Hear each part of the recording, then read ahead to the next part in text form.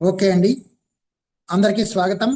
మరి పితామహ బ్రహ్మర్షి పత్రిజీకి ఆత్మ ప్రణామాలతో, స్వర్ణమాల పత్రిజీకి మాస్టర్లందరికీ కూడా ఆత్మ ప్రణామాలతో మనం శ్వేత స్వరంలో ఇప్పుడు 254వ పేజీలో ఉన్నాం. చక్కగా మరి ఆ శ్వేత గారితో కనెక్ట్ అయి ఆయన చెప్తున్నది ఆస్వాదిద్దాం. చేతన యొక్క ఆ దశ మరి ఇప్పుడు మీ ఎరుకలోకి రాదు అనేది సుస్పష్టం. సో మనమున్న స్థితిలో చేతన యొక్క దశ ఏదైతే ఉందో మన ఎరుకలోకి రావడం చాలా కష్టం. ఎందుకు అయితే మీ మెలకువ కలల స్థితులలో సంకేతాలు ప్రత్యక్షమయ్యే ఆ విధానాన్ని గమనిస్తూ అవి ఏ అనుభూతులకు ప్రాతినిధ్యం వహిస్తున్నాయో నేర్చుకోగలరు. చేతన యొక్క వివిధ దశలలో కొన్ని సంకేతాలు మీకే వ్యక్తిగతంగా ప్రత్యక్షం అవటం తెలుసుకుంటారు. మీ స్వీయ అన్వేషణలో ఇవి గుర్తించదగిన విషయాలుగా పనికొస్తాయి. ఉదాహరణకు రూబర్ట్ అంటే ఎవరి ద్వారానైతే సార్ సేత్ గారు మాట్లాడుతున్నారు ఆ రూబర్ట్ గురించి చెప్తున్నారు. రూబర్ట్ తన శరీరాన్ని కలల స్థితిలో వదిలేసే సమయంలో అతడు తనని ఎప్పుడు ఒక వింత గృహంలో లేదా అపార్ట్మెంట్లో కనుగొనేవాడు. సో ఎప్పటికప్పుడు అతనికి ఆ రూబర్ట్కి అతను ఆమె అంటారు ఆయన సేత్ తన గురించి చెప్పేటప్పుడు. సో ఆ శరీరం నుంచి కలల స్థితిలోకి వెళ్ళేటప్పుడు ఆ రూబర్ట్ తన శరీరాన్ని ఒక వింత గృహంలోనో అపార్ట్మెంట్లోనో చూసేవాడు. ఇది అన్వేషణకి ఎన్నో అవకాశాలు ఇచ్చేది. నిజం చెప్పాలంటే నిజంగా మెలకువ స్థితిలో మనం ఉండి నిద్రలోకి జారుకునే సమయంలో మనము మనం గనక జాగ్రత్తగా శరీరం నుంచి బయటకు వచ్చినట్టుగా చూడగలిగితే అదొక అద్భుతం. మనం నిద్రలోకి వెళ్తున్నామంటే ఇంకో ఇంట్లోకి వెళుతున్నాం, కలలోకి వెళ్తున్నామంటే ఒక అనుభవంలోకి వెళుతున్నాం. అలాగే ధ్యానంలో కూడా ఆ ఎరుకని పొందడానికి బాగా ప్రయత్నించాలి. ఈ విషయాన్ని మరణం మధురం అనే పుస్తకంలో మరి పత్రిజీ యొక్క సూచనతో స్వర్ణలత మేడం చేశారు, స్వర్ణలత మాస్టర్ చేశారు. ఏంటంటే మనకి మరణం అంటే ఉన్నటువంటి భయం వల్ల మనం మరణం తర్వాత జీవితం గురించి భయపడుతూ ఇక్కడ ఉండిపోతాం. సో దానికి ఆ మరణానుభవాల్ని అలాగే శరీరం నుంచి బయటకు వచ్చి మన శరీరాన్ని మనం చూసుకోవడాన్ని పొందడానికి సరైన సంకల్పం చేసుకొని ఆ అనుభవాల్ని పొందాలి. ఆ అనుభవాన్ని నేను చక్కగా రాత్రి ఒక 2-3 నిమిషాల పాటు పొందడం జరిగింది. సో అలా ఎవరైతే గట్టిగా అనుకుంటామో మనం ఆ అనుభవాన్ని పొందుతాం. ఇప్పుడు కూడా శరీరం నుంచి బయటకు వచ్చి వింటున్న వాడిని గమనించవచ్చు. శరీరాతీత స్థితిలో ఆ వింటున్నది ఎవరో. మరి ఆ గృహాలు లేదా అలా అనమాట సంకేతాలు అలా ఉపయోగపడతాయి. ఈ మాటలన్నీ కూడా ఈ భావాలన్నీ కూడా ఒక విధమైనటువంటి ఆత్మజ్ఞాన సంకేతాలుగా తీసుకోవాలి మనం. మరి ఆ గృహాలు లేదా అపార్ట్మెంట్లు ఎప్పుడు విభిన్నంగా ఉండేవి. అయితే ఆ సంకేతం మాత్రం చేతనలో ఒక నిర్దిష్ట ప్రదేశానికి చేరుకున్నాడు. సో అక్కడ వేరే చోట నిజంగా అక్కడ ఇల్లేమీ ఉండదు, కానీ తన యొక్క సంకల్ప శక్తితోటి తాను వెళ్లాల్సినటువంటి ఆ ఇల్లు యొక్క స్వరూపం ఏర్పడుతుంది, సంకేతం దాంట్లోకి వెళ్ళడం జరుగుతుంది. అయితే అలాగే భగవంతుడి యొక్క రూపం కూడా మన యొక్క సంకల్పాన్ని బట్టి రూపం వస్తుంది, కానీ సంకల్పానికి అతీతంగా ఉన్నటువంటి ఆ దివ్య చైతన్య శక్తి కాంతి శక్తిని చక్కగా ఆవాహన చేసుకుంటే ఆ కాంతి స్వరూపము మూల బిందువు యొక్క చేతనలోకి మనం వెళ్ళడం జరుగుతుంది. మరో చేతనా స్థితిలోకి ప్రవేశించేందుకు సిద్ధంగా ఉన్నాడు అని తెలిపే సూచికే ఇది. మీలో ప్రతి ఒక్కరికి కొన్ని సంకేతాలు ఒకే విషయాన్ని తెలిపేందుకు ఉద్దేశించబడి ఉంటాయి. అవి మీకే ప్రత్యేకం, మరి వ్యక్తిగతం. స్వీయ పరిశోధన కోసం మీరు ఒక గట్టి ప్రయత్నం చేయకుంటే ఆ సంకేత సూచికలు అర్థవంతమైనవిగా ఉండవు.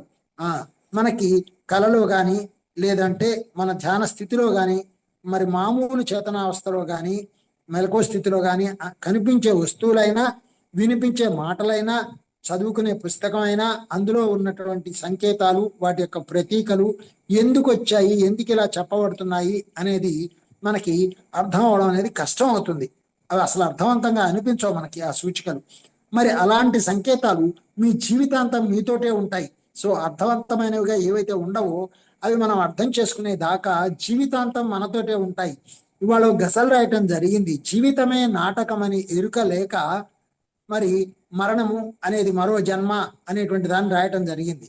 అది ఆ ఎరుక స్థితిలో శరీరం నుంచి బయటకు వచ్చిన స్థితిలో వచ్చిన మెసేజ్ నుంచి రాయబడిన గజల్ అనమాట. అది చాలా పెద్ద మార్పులు సంభవించిన సమయాలలో కొన్ని వాటి లక్షణాలను మార్చుకుంటాయి.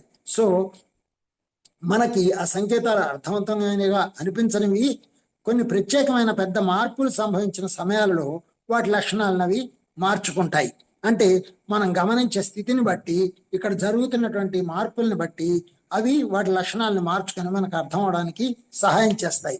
అచేతనావస్థలో సుపరిచితమైనటువంటి ఈ సంకేతాలు పరివర్తన చెందినప్పుడు కొంత కంగారు పట్టడం జరుగుతుంది.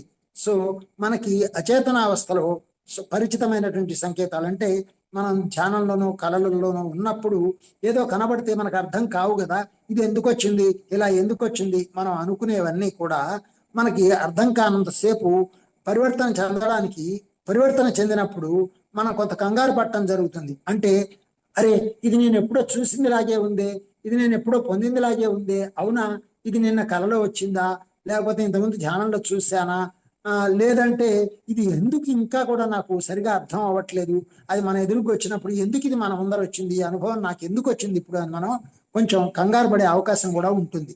మీ భౌతిక జీవితానికి సైతం అది ఎందుకు అసలు అలా వస్తాయి, సంకేతాలు పరివర్తన చెందినప్పుడు ఎందుకు వస్తాయి అంటే నిజానికి మనం ఎదురు చూడనటువంటి సన్నివేశాలు కొన్ని మనకి ఎందుకు వస్తాయి అంటే దివ్య ప్రణయంలోనో మరణం మధురం దాంట్లోనో చెప్పబడింది ఏంటి అంటే మనము భగవంతుడి పట్ల సరి అయిన అంటే ఆ దివ్య చైతన్యం పట్ల సరైన ఎరుక లేనప్పుడు మనకి కలిగించడానికి మనకి ఆ జ్ఞానాన్ని ఇవ్వడానికి ముందు కంగారు పెడతాయన్నమాట. ఎందుకంటే మన ధ్యాస ఎక్కడో ఉన్నప్పుడు, ఉదాహరణకి మనం ఏదో ఆలోచిస్తున్నప్పుడు ఎవరో సడన్ గా వచ్చి వెనక వీపు మీద చెయ్యేస్తే ఎలా అయితే కంగారు పడతామో ఆ చెయ్యి మనం ఊహించింది కాదు కదా. సో అలాగే ఇక్కడ కూడా మన ఊహకు అందనటువంటి సంకేతాలు మన ఎదురుగా ప్రత్యక్షమైనప్పుడు ఎందుకు ఇలా జరిగిందని మనం గాబరా పట్టడం జరుగుతుందన్నమాట.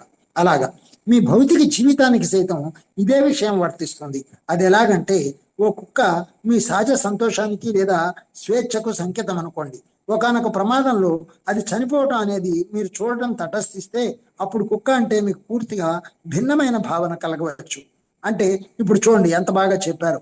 ఒక కుక్క అంటే మనకు సంతోషాన్ని ఇచ్చేటువంటి ఒక మనతో ఉన్నటువంటి కుక్క ఏదైతే ఉందో అది ఒక ప్రమాదంలో చనిపోతే మనకి ఎంత కంగారు కలుగుతుంది, దాని పట్ల ఉన్న ప్రేమ వల్ల, మమకారం వల్ల, అలా అన్నమాట. ఇది చాలా స్పష్టంగా ఉందనుకోండి, కానీ కళలో కూడా ఇలాంటి సంకేతాల మార్పులు జరగవచ్చు. సో మన కుక్క చనిపోయినట్టు మనకి కలలో వచ్చింది అనుకోండి, అప్పుడు కూడా దిగ్గులు లేస్తాం మనం, ఎందుకంటే దాని పట్ల ఉన్నటువంటి మమకారం వల్ల, అటాచ్మెంట్ వల్ల. సో ఇందాక చెప్పిన కుక్క మరణం కలలోని అనుభవం అనుకోండి, అప్పుడు మెలకువ స్థితిలో కుక్క పట్ల మీకు గల చేతనాపూర్వక సంకేతాత్మక అనుభూతి మారిపోతుంది. అంటే దాని పట్ల మనం శ్రద్ధ తీసుకోవడం, దానికి ఏదో తక్కువ చేశాం కాబట్టి అది చచ్చిపోయినట్టు మనం పొందాము, కాబట్టి తను చాలా జాగ్రత్తగా చూసుకోవాలి అనేటువంటి సంకేతాత్మకంగా మన అనుభూతిలో మార్పు జరుగుతుంది. ఒక వ్యక్తి భయానికి ఒక రాక్షసును, స్నేహానికి సరిపడని జంతువును, మరి ఏదో ఒక మామూలు హాని చేయని వస్తువునో సంకేతంగా అనుకోవచ్చు. అయితే మీ సొంత సంకేతం అర్థం మీకు తెలిసినప్పుడే ఆ జ్ఞానాన్ని మీ కళలో వ్యాఖ్యానించుకుందుకు అవి సాధారణంగా సంభవించే చేతనా స్థితులకు సూచికలుగా ఉపయోగించుకుంటారు. నేను ఇంతకుముందు ఒకసారి చెప్పాను ఏంటంటే మనకి ఒక రాక్షసుడు కనపడ్డాడు, లేదా ఒక పెద్ద పులి కనపడింది, ఒక సింహం మనని మింగేసినట్టుగా మనకి ధ్యానంలో కానీ కళలో కానీ ఒక అనుభవం వచ్చింది అంటే మనం భయపడిపోయి దిగ్గులు తేవటం, లేకపోతే లేచిన తర్వాత నాకు ఈ కళ ఎందుకు ఇలా వచ్చింది అని కంగారు పట్టడం చేయాల్సిన పని లేదు. ధ్యానంలో ఉన్న వాళ్ళకి ఎందుకు వచ్చింది అంటే మనలో ఉన్నటువంటి ఒక ఎన్నో జన్మలుగా ఉన్న భయాన్ని కూడా తీసేయడానికి, మన భయాన్ని పోగొట్టడానికి ఆ అనుభవం వచ్చింది. అలాగే మనకు వచ్చిన రోగమైనా ఒక సంకేతమే. అది మనకు ఎందుకు వచ్చింది అంటే ఆ రోగం నుంచి మనం బయటపడడానికి, ఆ దెబ్బల నుంచి, ఆ నొప్పుల నుంచి బయటపడడానికి ఆ అనుభవాలు మనకు వచ్చి, శక్తిని మనకిచ్చి, ఆ జ్ఞానాన్ని మనకిచ్చి, నిజానికి ఎన్నో జన్మలు మనం ఎన్నో రోగాలతో, నొప్పులతో, భయంకరమైన భయాలతో, ఇంకా ఎన్నో ఎన్నో అనుభవాలు అలాంటివి పొంది ఉన్నాము. ఇప్పుడు మనం వాటిని తక్కువగా పొందుతున్నాము అంటే అవన్నీ పూర్తయి పూర్తిగా స్వస్థతతో ఉన్నటువంటి శరీరాన్ని మనం పొందేటువంటి జన్మే నిజానికి ఆఖరి జన్మ. అందుకే ధ్యానంలో అన్ని రోగాలు నయమవుతాయి అంటే అన్ని జన్మల కర్మలు దగ్ధమవుతాయి అని అర్థం చేసుకున్నట్లయితే మనం శరీరాన్ని స్వస్థత పరచుకోవడం అనేది కేవలం ఆత్మపరంగా శరీరాన్ని తయారు చేసుకొని ఆత్మస్థితిలో శరీరాన్ని నడుపుకోవడం కోసం ఆ సంకేతాలు రోగాలైనా, బాధలైనా, నొప్పులైనా, అనుభవాలైనా, కష్టాలైనా, అప్పులైనా ఇవన్నీ కూడా మనకి సంకేతాలుగా వచ్చి ఆ జ్ఞానాన్ని ఇస్తాయన్నమాట. అందువల్ల చేతన యొక్క వివిధ దశలలో సంకేతాలు మారుతుంటాయి. సో ఈ చేతన యొక్క వివిధ దశలు అనే మాటలోనే మనం అర్థం చేసుకోవాలి. ఏంటంటే మన చేతనని మనము ప్రగతి పథంలోకి నడిపించుకుంటున్నాం ధ్యానం ద్వారా. అందుకని దాని యొక్క దశలను బట్టి ఆ సంకేతాలు వాటి యొక్క స్థితిని శక్తిని మార్చుకుంటాయి, మన కోసం మార్చుకొని మనకు ఆ జ్ఞానాన్ని ఇచ్చి వెళ్ళిపోతాయి. అలా అని తార్కికమైన ఒక వరుస క్రమం ఏమీ ఉండదు, వాటికి లాజికల్ రీజనింగ్ ఆర్డర్ ఏమీ ఉండదు. సో చిత్రకారుడు రంగులను మార్చినట్లు అంతర్బుద్ధి సృజనాత్మక సంకేతాలను మారుస్తూ ఉంటుంది. నిజానికి పోయిన వారం మణిగారు నేనే మాట్లాడుకున్నాము, చాలాసేపు చదివాను, కానీ అనుకోకుండా ఇంత ఎక్స్ప్లెనేషన్ జరగలేదు, అందుకే ఎక్కువ మంది జాయిన్ అవ్వలేదు. ఇప్పుడు ఈ ఎక్స్ప్లెనేషన్ కూడా నేను ఇలా చెయ్యాలి అని నేను అనుకోలేదు. సో సేత్ గారు కనెక్ట్ కావాలి అని గట్టిగా అనుకోవడం వల్ల ఆయన వచ్చి చక్కగా వివరిస్తున్నారు మనకి, చూడండి. సో అన్ని సంకేతాలు అంతర్గత వాస్తవికతలను ప్రతిబింబిస్తాయి కనుక మీరు సంకేతాలలో మార్పులు చేస్తున్నారు. అంతర్బుద్ధి సృజనాత్మక సంకేతాలు. మరి దీనికి సంబంధించిన అనుభవం, ఆ మరణం తర్వాత శరీరంలో ఉండే స్థితి ఏంటి, శరీరం ఏమవుతుంది అనే అనుభవాన్ని, శరీరం నుంచి బయటకు వచ్చి చూసుకునే అనుభవాన్ని ఇచ్చినందుకు ఈ జ్ఞానాన్ని చక్కగా ఎక్స్ప్లెయిన్ చేసే శక్తి మనం కోరుకోవడం వల్ల, ఇప్పుడు మీరు అందరూ కూడా సిద్ధమై ఉండడం వల్ల చక్కగా అందుతుంది అన్నమాట. సో అంటే అంతర్గత వాస్తవికతలలో మార్పులు చేసుకుంటున్నారని అర్థం. సో మనము నాకేదో అర్థం కావట్లేదు అని మదన పడితేనే, మనం దానికోసం తప్పిస్తేనే, మన మనసు దానికోసం తప్పిస్తేనే ఆ యొక్క మార్పు జరుగుతుంది. మీ ప్రతి బాహ్య కదలిక, పుట్టుక అంతర్గత వాతావరణంలోనే జరుగుతుంది. అసలు ప్రతి కదలిక, రెప్ప వాల్చినా, వేలు కదిల్చినా, కాస్త ఏం జరుగుతున్న చిన్న కదలిక కూడా మన అంతరంగ వాతావరణంలో జరగకుండా బయటికి ఏది రాదు. ఇది తెలిస్తే అసలు వేలు కదపడానికి ఎంత ఆలోచన చెయ్యాలి, పెద విప్పడానికి ఎంత పని జరగాలి. మరి దానికోసం మనం కొంచెం డెడికేట్ కావాలి. అంతర్గత వాతావరణాలన్నిటిలో మీరు పాలు పంచుకుంటారు. సో ఈ అంతర్గత వాతావరణంలో పాలు పంచుకోవడానికి ఎంత ధ్యానం జరగాలో అప్పుడే మనం ఆ ఎరుకను పొందగలుగుతాం. ఆ అనుభూతిని, ఆ ఆనందాన్ని మనం పూర్తిగా చవి చూడాలంటే, ఆ అనుభూతుల్లోకి ప్రయాణించాలంటే మరి దాంతో కనెక్ట్ అయి ఉంటేనే జరుగుతుంది అది. ఇందాక చెప్తున్నారు ఇప్పుడే బిగినింగ్ లో మణి మేడం, ఏంటి అంటే, సార్ నాకు దివ్య ప్రణయం చదువుతుంటేనే హృదయంలో దేవుణ్ణి ప్రతిష్ఠించుకోండి అనగానే అక్కడ ఉన్నవన్నీ తీసేయడానికి కావాల్సిన వాతావరణం ఆ క్షణంలోనే వచ్చింది. అంటే ఆ భావం, అంత సాంద్రత ఆ ధ్యానం యొక్క గాఢత వల్ల మాత్రమే అది జరుగుతుంది అన్నమాట. సంకేతాలు అనేవి అధిక శక్తి దట్టించబడిన అభౌతిక కణాలు.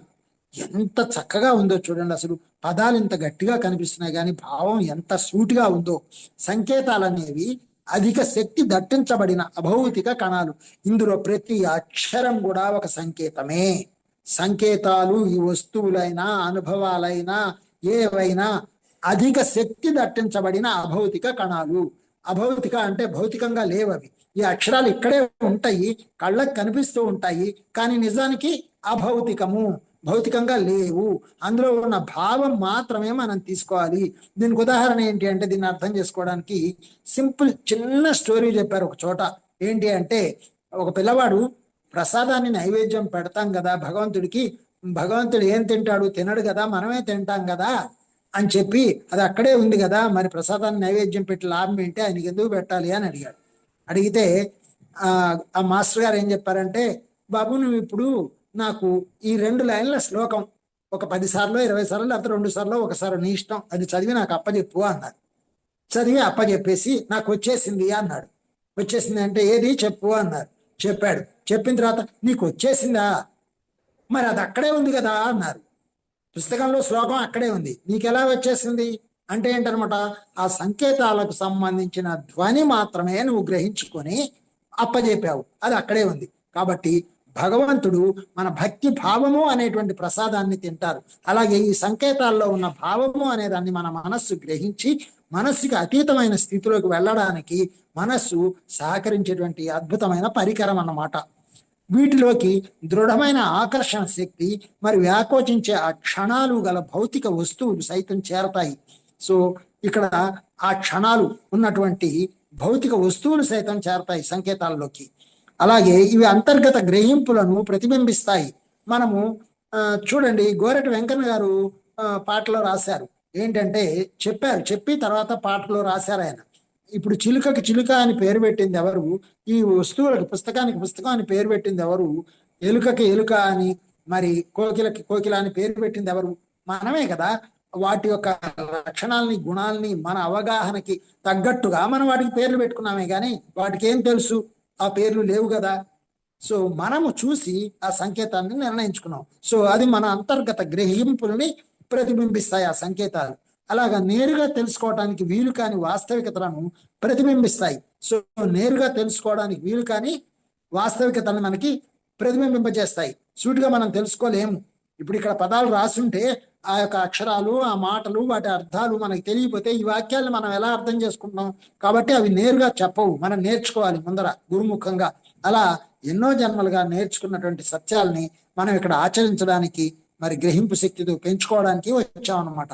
ఇక్కడ నేరుగా తెలుసుకోవడం అంటే సంకేతాల అవసరం లేకుండా అప్పటికప్పుడు సత్యాన్ని గ్రహించడం, మరి అవగాహన చేసుకోవడం అని అర్థం. శ్వాస మీద ఝాస అని చెప్పకపోతే గనక అసలు ఈ మనం ఎక్కడి నుంచి వచ్చాము, మనకి మూలం ఏంటి, సత్యం ఏంటి, ఇదంతా అర్థమయ్యేదా? అర్థమైన తర్వాత మరి మనం దాన్ని చూపించగలమా? సత్యాన్ని చూపించలేము. గ్రహింపు శక్తికే పరిమితమైంది అది. సత్యం అనేది అందనిది. అందువలన ఇవన్నీ ప్రతీకలు, ప్రతిబింబాలు, మరి సంకేతాలు మాత్రమే. మరి అప్పుడు సంకేతాలు సైతం చేతన యొక్క వివిధ దశలలో విభిన్నంగా ఆగుపిస్తాయి. కొన్ని భౌతిక వాస్తవికత యొక్క మూల భావనలు లేదా నియమాలను అనుసరించి మీ భౌతిక వస్తువుల మాదిరి స్థిరత్వాన్ని, మరి శాశ్వతత్వాన్ని కోరుకుంటాయి. ఇప్పుడు ఇక్కడ మనకి ఇంత అందంగా, ఇంత గట్టిగా, ఇంత అద్భుతంగా, ఎంతో రుచికరంగా కనిపించే వస్తువులైనా, అందంగా కనిపించే వస్తువులైనా, ఈ ప్రకృతి అయినా మాయ అంటే మనకు ఒప్పుకోబుద్ధి కాదు. అది మాయమైపోయినప్పుడే అవును కదా, మాయమైపోతున్నది కాక మాయ అంటే ఏమిటి అనే అవగాహన మనకి ఈ ధ్యానంలోకి వచ్చాక, ఈ జ్ఞానం పొందాక మాత్రమే అర్థమవుతుంది. ఎంత గట్టిగా ఉన్న ఈ శరీరం ముడతలు పడేదే, మరి వెళ్ళిపోయేదే, దీని యొక్క సమయం వచ్చినప్పుడు వెళ్ళిపోయేదే అనే జ్ఞానము, ఆ ముడతలు అనేవి మన యొక్క అనుభవానికి సంకేతాలను చెప్పడం జరుగుతుంది. కొన్ని కళలలో లాగే చాలా త్వరితగతిని మారుతూ ఉంటాయి. అంటే ఇవి అనుభూతుల యొక్క ఆ క్షణంలోని సున్నితమైన సూచికలు. చేతన యొక్క వివిధ స్థితులు వాటి సొంత వాతావరణం కలిగి ఉన్నట్లు అనిపిస్తాయి. ఈ స్థితులలో భౌతిక వాతావరణంలో వస్తువులు ప్రత్యక్షమైన విధంగానే సంకేతాలు ప్రత్యక్షమవుతాయి. మనకున్న స్థితిని బట్టి మన భౌతిక వాతావరణంలో వస్తువులు ప్రత్యక్షమైనట్లుగానే సంకేతాలు కూడా ప్రత్యక్షం అవడం జరుగుతుంది. ఎందుకంటే మనం వాటిని చదువుకోవడానికి, అర్థం చేసుకోవడానికి, ఉపయోగించుకోవడానికి వీలుగా. కళల వాతావరణం యొక్క కొన్ని స్థాయిలలో అస్థిరమైనవిగా అనిపించే మానసిక వస్తువులు కనిపిస్తాయి. కళలు అంటేనే సూక్ష్మ ప్రపంచం అనేది గుర్తుపెట్టుకున్నట్టయితే మనము ఆ సూక్ష్మ లోక విహారం చక్కగా చేయగలుగుతాం. ఎవరు నిద్రపోవడానికి కానీ కళలు కనడానికి కూడా బాధపడద్దు. నిజానికి ఆ కళలు మనకి స్వస్థతనివ్వడానికి, జ్ఞానాన్ని ఇవ్వడానికే. అయితే ధ్యానంలో కూర్చోలేనప్పుడు పడుకొని కళలు అంటూ కూడా ధ్యాన స్థితిలో ఉండొచ్చు, ఎరుకలో ఉండొచ్చు. నాకు ఇప్పుడు వచ్చే ప్రతి కళ గుర్తుండాలి, నేను ధ్యాన స్థితిలో నిద్రపోవాలి, నిద్రలో ధ్యాన స్థితిలో ఉండాలి అనేటువంటి సంకల్పాలని మనం చక్కగా చేసుకున్నట్లయితే ఆ అనుభవాలన్నీ కూడా మనకు గుర్తుంటాయి. ఆ చిత్రాలన్నీ కూడా వాటి ద్వారా ఎంతో నేర్చుకుంటాం, ఆ సంకేతాల ద్వారా. అయితే సంకేతాలు మాత్రం 2 సందర్భాలలో నియమాలు అనుసరిస్తాయి. చూసారా, సంకేతాలకు కూడా నియమాలు ఉన్నాయట. లోగడ చెప్పిన మాదిరి భౌతిక విశ్వం లాగే కళల విశ్వం కూడా పదార్థతత్వం కలిగినదే. అదనమాట.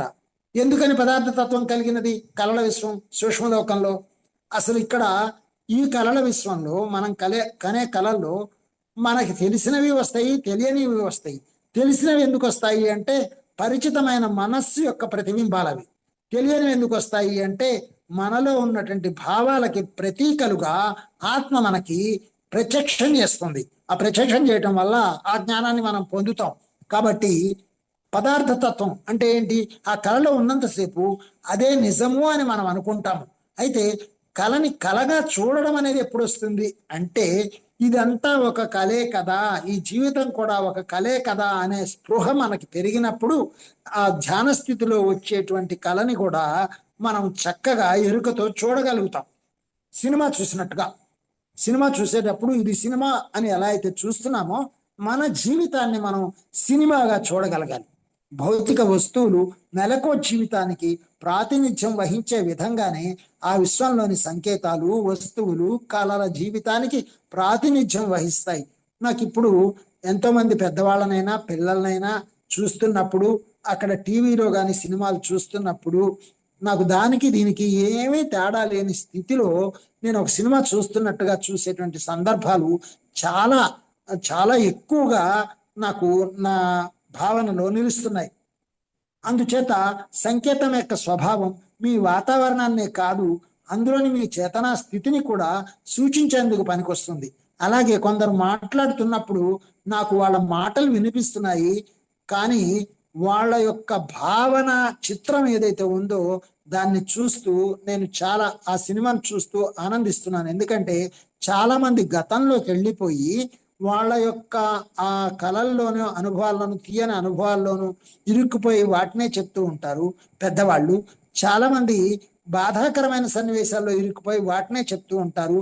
అందుకే మనం ఇప్పుడు ఏం చేయాలంటే నిజానికి మన నాన్నమ్మలు అమ్మమ్మలు ఎవరైతే ఉన్నారో తాతయ్యలు వాళ్ళందరి దగ్గర కాసేపు కూర్చొని వాళ్ళు చెప్పే వింటూ ఉండాలని నేను చెప్తాను. ఎందుకంటే నా స్వయంగా నేను ఇప్పుడు 5 రోజుల నుంచి మా అమ్మగారితో ఉంటున్నాను. 85 సంవత్సరాలు మా అమ్మగారికి. ఆమె ఒకే 1-2 ఇన్సిడెంట్స్, మాక్సిమం 4 ఇన్సిడెంట్స్ కలిపేసి ఆమె అదే క్యాసెట్ ని తను చెప్పడం జరుగుతోంది. తన అనుభవాల్ని అక్కడ ఉండిపోయారు ఆమె. చూడండి. సో మనము ఇంకా మన వాళ్ళు ఎవరు మన దగ్గరలో లేకపోతే కనుక దగ్గరలో ఉన్న అనాథాశ్రమాలకి అలాంటి చోట్లకి వెళ్ళి పెద్దవాళ్ళ ఆశ్రమాలకి పిల్లల ఆశ్రమాలకు కూడా అనాథాశ్రమాలకు వెళ్ళి వాళ్ళు ఏం చెబుతారో మనం ఏం మాట్లాడకుండా వాళ్ళు చెప్పే వినడానికి సిద్ధంగా ఉంటే ఆ సినిమా అంతా చూస్తే అబ్బా ఇది కూడా నేనే కదా, ఒకప్పటి నేనే కదా ఇదంతా అనేటువంటి స్పృహ మనకు కలుగుతుంది. అన్నీ నా ప్రతిబింబాలే కదా అనే స్పృహ మనకు కలుగుతుంది. ఎంతో ఆనందంతో పాటు ఒక విధమైన సానుభూతి, మరి సహాయం చేయాలనేటువంటి ఆలోచన, ఇవన్నీ మనకు కలుగుతాయి.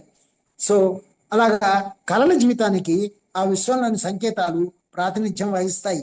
అందుచేత సంకేతం యొక్క స్వభావం మీ వాతావరణాన్నే కాదు, అందులోని మీ చేతనా స్థితిని కూడా సూచించేందుకు పనికొస్తుంది.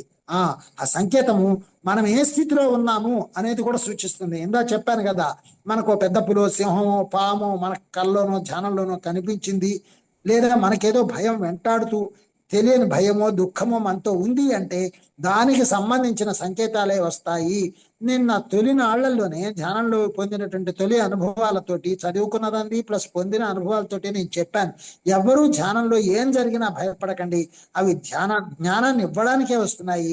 చాలా ఎరుకతో జాగ్రత్తతో ఉండండి, చూడండి, మీకు సంతోషకరమైన చాలా ఆనందాన్ని ఇచ్చేటువంటి సన్నివేశాలు చిత్రాలు కనిపిస్తే గనక మిమ్మల్ని ఇంకా ఆనందంగా ఉంచడానికి సహాయం చేసేవి, శక్తివంతంగా ఉంచడానికి సహాయం చేసేవని, అలాగే బాధాకరమైన సన్నివేశాలు దుఃఖము అలాంటివి సన్నివేశాలు పాములు మరి ఇట్లా జంతువులు విషసర్పాలే కాకుండా పెద్ద పెద్ద పులులు సింహాలు ఇలాంటివి ఏవి కనబడ్డా, భయంకరమైన జంతువులు కనబడితే మీలోని భయాన్ని తీసేయడానికి మాత్రమే మీకు ఆ సినిమా కనబడుతుంది.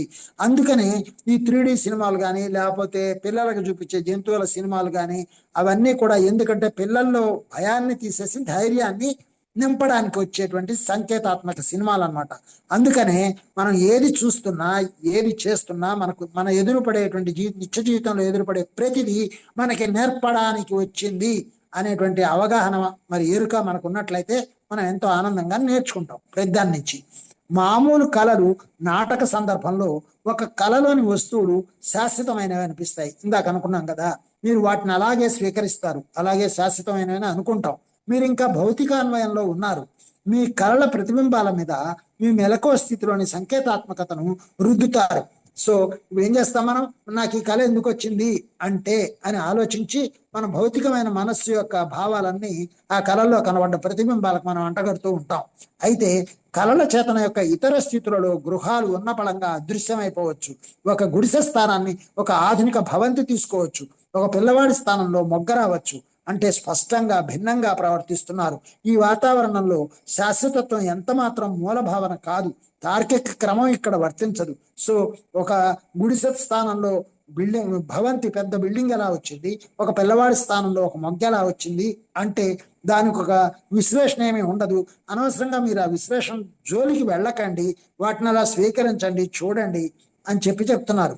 శాశ్వతత్వం ఎంత మాత్రం మూలభావన కాదు అంటే ఏది శాశ్వతం కాదు అని చెప్పడానికి అలా మార్పులు జరుగుతూ ఉంటాయి ఆ సంకేతాలలో.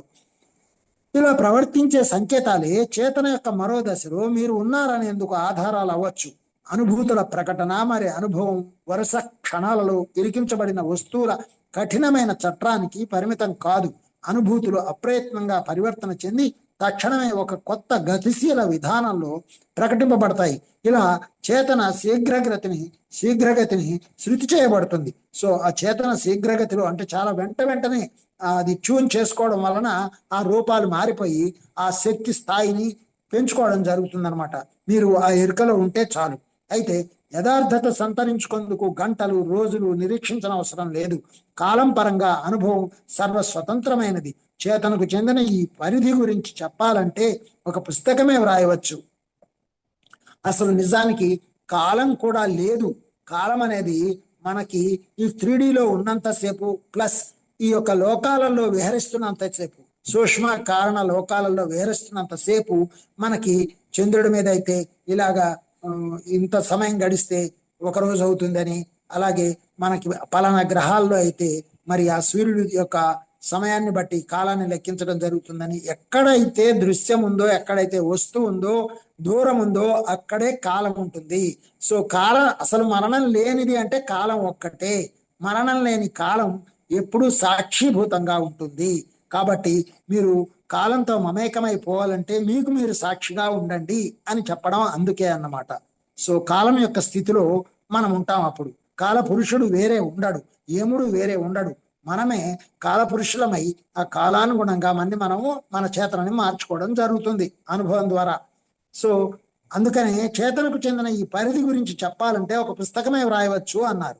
నేను మొన్న ఒక గజల్లో తమాషాగా నేను రాసిన దాని నుంచి ఒకళ్ళు మాట్లాడారు. పుటలు లేని పుస్తకము అని రాశాను, ఒక చోట రాయబడింది. అబ్బా ఎంత బాగా చెప్పారు సార్ అన్నారు. సో పుటలు లేని పుస్తకం అంటే జీవితమే కదా. ఈ జీవితం అనే పుస్తకంలో పుటలు ఎక్కడున్నాయి? ప్రతి జన్మ ఒక పుటగా భావించినా, ఒక పుస్తకంగా భావించినా నిజానికి అక్కడ పుటలు ఎక్కడున్నాయి? సో పుటలు లేని పుస్తకం అయి మనం ఉన్నప్పుడు కర్మ అనేది మనకు ఉండదు అని చెప్పడంలో అది ఆ భావం వాడబడింది అనమాట. ఒకరి జీవితంలోని ప్రణాళికలను రంధ్రాన్వేషణ చేయాలి. చేతనలో ఇలాంటి నిర్దిష్ట దశ ఏర్పడేందుకు సహాయపడే చాలా కొలతలలో మీ ప్రస్తుత కాలం ఒకటి. అందుకని ఇందాక కాలం గురించి చెప్పాను. మనకున్నటువంటి ప్రస్తుతం కాలం అనేది ఏంటి అంటే ఈ 3Dలో మనకి అది ఒక సహాయం పడేటువంటి ఒక కొలత మాత్రమే.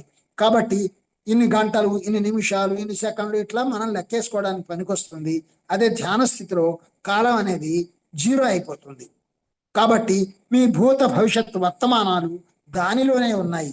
అయితే అంతర్గత వాతావరణంలో భాగాలుగా మాత్రమే సుమ. నేను మొన్న ఒక చోట రాశాను, శ్వాసకు తగు విశ్రాంతిని ఇవ్వటమే అవసరం అని. శ్వాసకు విశ్రాంతి ఇస్తే ఎలా అని ప్రశ్నించారు కొందరు. శ్వాసకు తగు విశ్రాంతి అన్నాను. తగు విశ్రాంతి అంటే ఏంటి? కావలసినంత విశ్రాంతిని ఇవ్వాలి.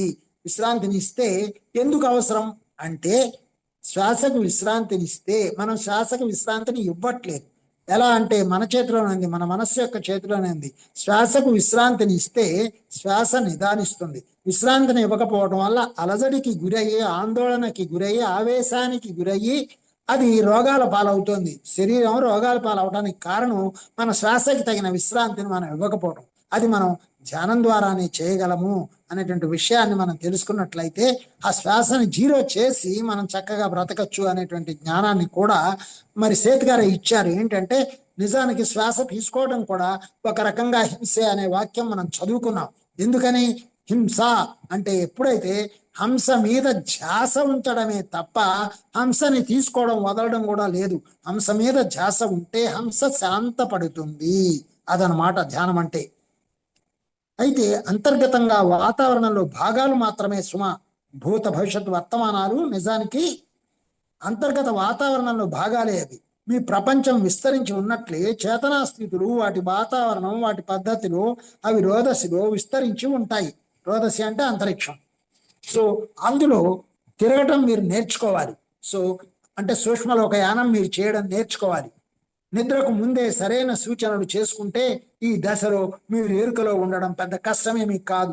మనకి ఈ సెషన్ మొదలయ్యేటప్పుడే నా చేత ఈ వాక్యం చెప్పించారు చూడండి.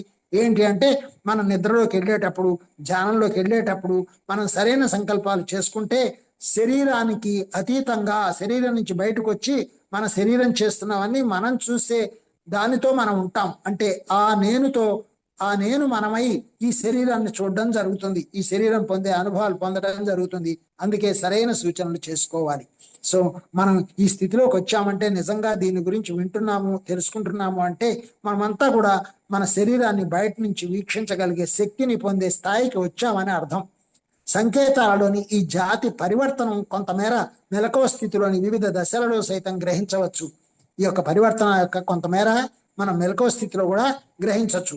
మీరు నిద్రపోకుండా కళ్ళు మూసుకొని విశ్రాంతిగా కూర్చున్నప్పుడు ఏవేవో బొమ్మలు, ప్రతిబింబాలు మీ కంటి వెనుక ప్రత్యక్షం అవుతాయి.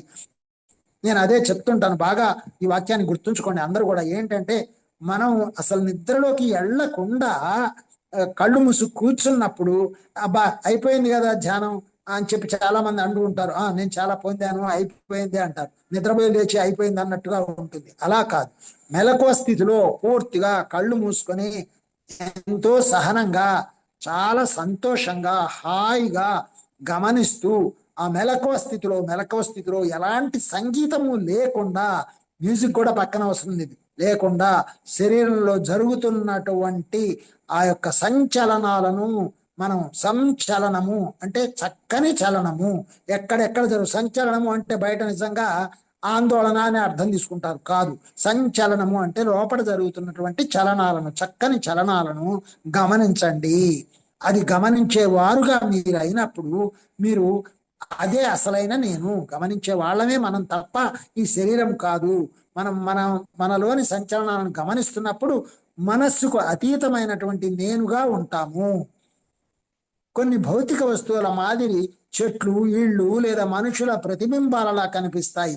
కొన్ని ఏమో మరి త్వరితంగా మారిపోయే, ఒకదానిలో ఒకటి ఐక్యమయ్యే ఆకృతుల్లా అనిపిస్తాయి. నియమానుసారం సౌష్ఠవ చిత్రదర్శిని కలైడోస్కోప్ లో వలె గుర్తించబడే ప్రతిబింబాల స్థానాలు సైతం మరొకటి ఆక్రమించేస్తుంటాయి. సో మనకి నిజంగా గనక చాలా జాగ్రత్తగా గమనిస్తే గనక మన లోపల జరిగే మార్పులలో ఆ యొక్క చిత్రాలు ఏవైతే కనిపిస్తుంటాయో ఒకదాని స్థానంలో ఒకటి చాలా తొందరగా మారిపోతూ ఉంటాయి. ఆ యొక్క రూపాలను మార్చుకుంటూ ఉంటాయి ఆ సంకేతాలు. ఎందుకు అంటే మనం గమనించే స్థితిని బట్టి మన యొక్క చేతనా స్థితిని పెంచడానికి. ఇలా అంతర్గతంగా కనిపించే ఈ బొమ్మలు సహేతుకంగా అనిపించవు. ఏంటి ఇలా కనిపిస్తున్నాయని మనం వాటికి విశ్లేషణ చేయొద్దు. వాటికి హేతు ఏమీ ఉండదు, కారణం అనేది ఏమి ఉండదు. ఒక క్షణం క్రితమో గంట క్రితమో జరిగిన మీ ఆలోచనలకు వాటికి ఖచ్చితంగా ఏ సంబంధం ఉండదు.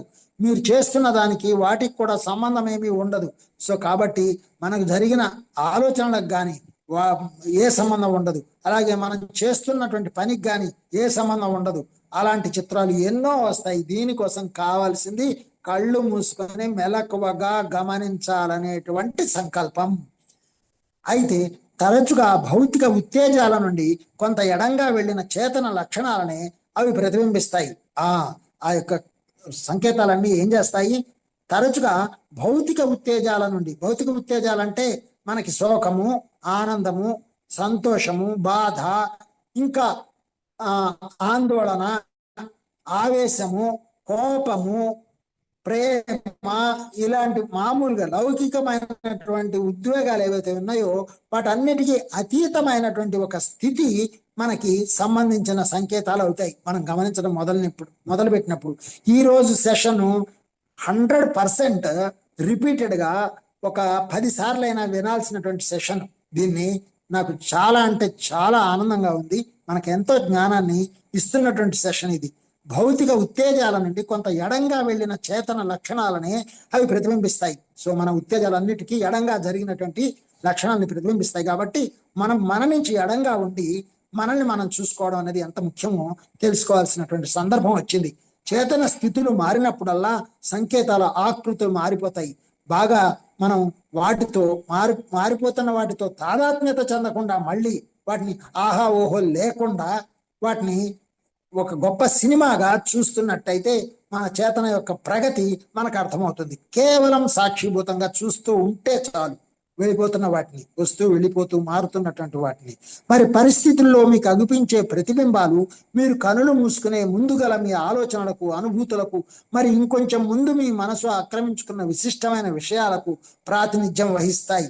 పరిస్థితుల్లో అగుపించే ప్రతిబింబాలు మీరు కనులు మూసుకునే ముందున్నటువంటి ఆలోచనలు. ఇందాకేమో మనకి ఏమాత్రం గంట క్రితం జరిగిన ఆలోచనలు కానీ వాటికి సంబంధం లేకుండా ఉండే స్థితి ఒకటి, మళ్ళీ ఇప్పుడు మన ఆలోచనలకి అనుభూతులకి సంబంధం ఆక్రమించుకొని కనిపించే స్థితి ఒకటి. ఈ రెండు రకాలు కూడా జరుగుతాయి. మీరు కళ్ళు మూసి మూయగానే మీ ఆలోచనలు అనుభూతులు ఈ సంకేతాల ద్వారా తమను తాము ప్రకటించుకుంటాయి. సో మీరు ఏ ఆలోచనలతో ఉన్నారు, ఏ అనుభూతుల్ని పొంది ఉన్నారు, మీరు పరవశిస్తూ ఉన్నారా, దుఃఖంతో ఉన్నారా, మరి ఆందోళనతో ఉన్నారా, ఆవేశంతో ఉన్నారా, కోపంతో ఉన్నారా, వీటన్నిటికీ సంబంధించినటువంటి ప్రతిబింబాలు కనిపించే అవకాశం బాగా ఉంటుంది ఇక్కడ ఆ సంకేతాల్లో. ఆ ప్రతిబింబాలకు మీ ఆలోచనలు అనుభూతులు నడుమ తార్కికమైన నేరు సంబంధం ఉన్నట్టు కనిపించనందువల్ల అవి మీ సొంతమైనవిగా అనిపించవు. సో మనకి నేరుగా ఆ రిలేషన్ వాటి మధ్య సంబంధం ఉన్నట్టు కనిపించకపోవటం వల్ల అవి మన సొంతం అని మనం అనుకోం. నిజానికి మనకు బాగా కోపంగా ఉందనుకోండి, ఇప్పుడు మనకి జ్ఞానం వచ్చింది కాబట్టి మనకు ఆ సంబంధం అర్థం అవుతుంది. మనకి బాగా కోపంగా ఉండి ఇప్పుడు ధ్యానం చేయాలని కూర్చున్నాము, కళ్ళు మూసుకొని ఇప్పుడు నేను గమనించాలని కూర్చున్నప్పుడు నిజానికి అప్పుడు చాలా భయంకరమైనటువంటి సర్పాలు లేకపోతే సింహాలు పులులు జంతువులు ఏవో కనబట్టము ఇంకేమైనా కొంచెం ఇబ్బంది పెట్టేవి బాగా కనిపించే అవకాశం ఎక్కువ ఉంటుందన్నమాట. సో మన ఆలోచనలు, అందుకనే మనకు పత్రిజీ చెప్పారు, ఈ కాసేపు అన్నీ మర్చిపోండి, పెళ్ళాన్ని మర్చిపోండి, మొగుడిని మర్చిపోండి, ఉద్యోగాన్ని మర్చిపోండి, పిల్లల్ని మర్చిపోండి, డబ్బుల్ని మర్చిపోండి, ఇల్లు మర్చిపోండి, అన్నీ మర్చిపోండి ఈ కాసేపు అని చెప్పారు ధ్యానంలో కూర్చునేటప్పుడు. పత్రిజీ చెప్పినటువంటి ఫండమెంటల్స్ ఏవైతే ఉన్నాయో అవి ఎవరైతే బాగా గ్రహింపు శక్తిలో నిలుపుకుంటారో వాళ్ళు అసలు నిజానికి ఏ లెసన్ వినకల్లా, ఏ పుస్తకం చదవకల్లా. ఇవన్నీ ఎందుకు చదువుకుంటున్నామంటే మనం సరిగ్గా మన పట్ల మనం ఎరుక లేక ఆ మాటల్ని మనం ఏదో చెప్పారు సారు అన్ని మర్చిపోండి అంటే ఎలా కుదురుతుంది? కళ్ళు మూసుకుని దగ్గర నుంచి అవే వస్తూ ఉంటాయి. అబ్బాయి వాళ్ళ భాష ఏమంటాడు, అబ్బాయి వాళ్ళ కూర ఏం చేస్తోందో, నాకు ఇష్టమైన చేస్తుందో చేయదో, లేకపోతే ఇవాళ పిల్లల్ని స్కూల్కి తొందరగా దింపాలి కదా, వాడేమో సతాయిస్తున్నాడు, ఇలా రకరకాల ఆలోచనలు ప్రమోషన్ గురించో లేకపోతే మందుల గురించో ఏదో వస్తూనే ఉంటాయి కదా, రాకుండా ఎలా ఉంటాయి అంటారు.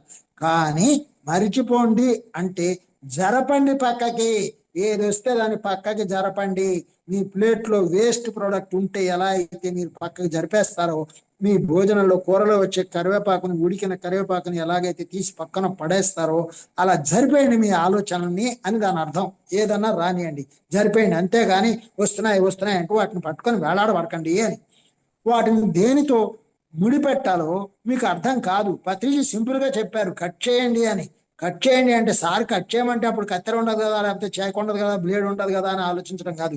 కట్ చేయండి అంటే అక్కడ కేవలం వాటిని పక్కకి జరపండి అనే అర్థంలో వాడేద్దాం. కాబట్టి మనం అర్థం చేసుకోవడంలో ఉంటుంది. ఆ పదం యొక్క అర్థము, ఆ సంకేతము ఆ సందర్భాన్ని బట్టి మారిపోతుంది. మరి ఇప్పుడు చాలా సరళంగా చెబుతాను. క్రియాశీలంగా ఉన్నప్పుడు ఉండే స్వేచ్ఛ కన్నా మీ ఊహలలో మీ అనుభూతులను కనబరుచుకుంటూ ఎక్కువ స్వేచ్ఛ ఉంటుంది. సో ఊహలలో మన అనుభూతులను కనబరుచుకోవడానికి ఎక్కువ స్వేచ్ఛగా ఉంటుంది. కాబట్టి ఊహలో మనం గనక హాయిగా ఆనందంగా ఉండగలిగితే, అందుకనే మళ్ళీ ధ్యానంలో చెప్పిన మాట దగ్గరికే వస్తాను. ఏంటంటే నాకు హాయిగా ఉంది, ఆనందంగా ఉంది, ఆరోగ్యంగా ఉంది అనుకోమంటే నేను ఎలా అనుకుంటాను? నాకు ఇప్పుడు బాధగా ఉంది, నొప్పిగా ఉంది, నాకు ఆ రోగం ఉంది, ఈ రోగం ఉంది అనుకోమంటే అనుకుంటాను, ఉంది కాబట్టి. కానీ లేనిది ఎలా అనుకుంటాను అంటే అనుకోవయా వస్తుంది, యద్భావం తద్భవతి. కాబట్టి నీ ఊహలో కనీసం అనుకుంటే అది వాస్తవ రూపం ధరిస్తుంది. ఎంత సింపుల్గా ఉంది, మనకు అనుకోవడానికి అవ్వదు. నేను కోటీశ్వరిని అనుకోమంటే ఎవ్వడు అనుకోడు, ఎలా అవుతానని ఏడుస్తాడు. కాబట్టి మనం ఆనందంగా ఉంటే అంతకంటే కోటీశ్వరుడు ఎవరున్నారు? ముందుండే ఒక నిర్దిష్టమైన భయం అనే అనుభూతి, ఆ రోజు జరిగిన ఒక సంఘటన, ఉదాహరణకు ఉద్యోగం పోవటం లాంటిది ఏదైనా జరిగితే మీరు కళ్ళు మూసుకోగానే అది సంబంధం లేనట్టుగా ఉన్న సంకేతాలలోకి అనువదించబడుతుంది.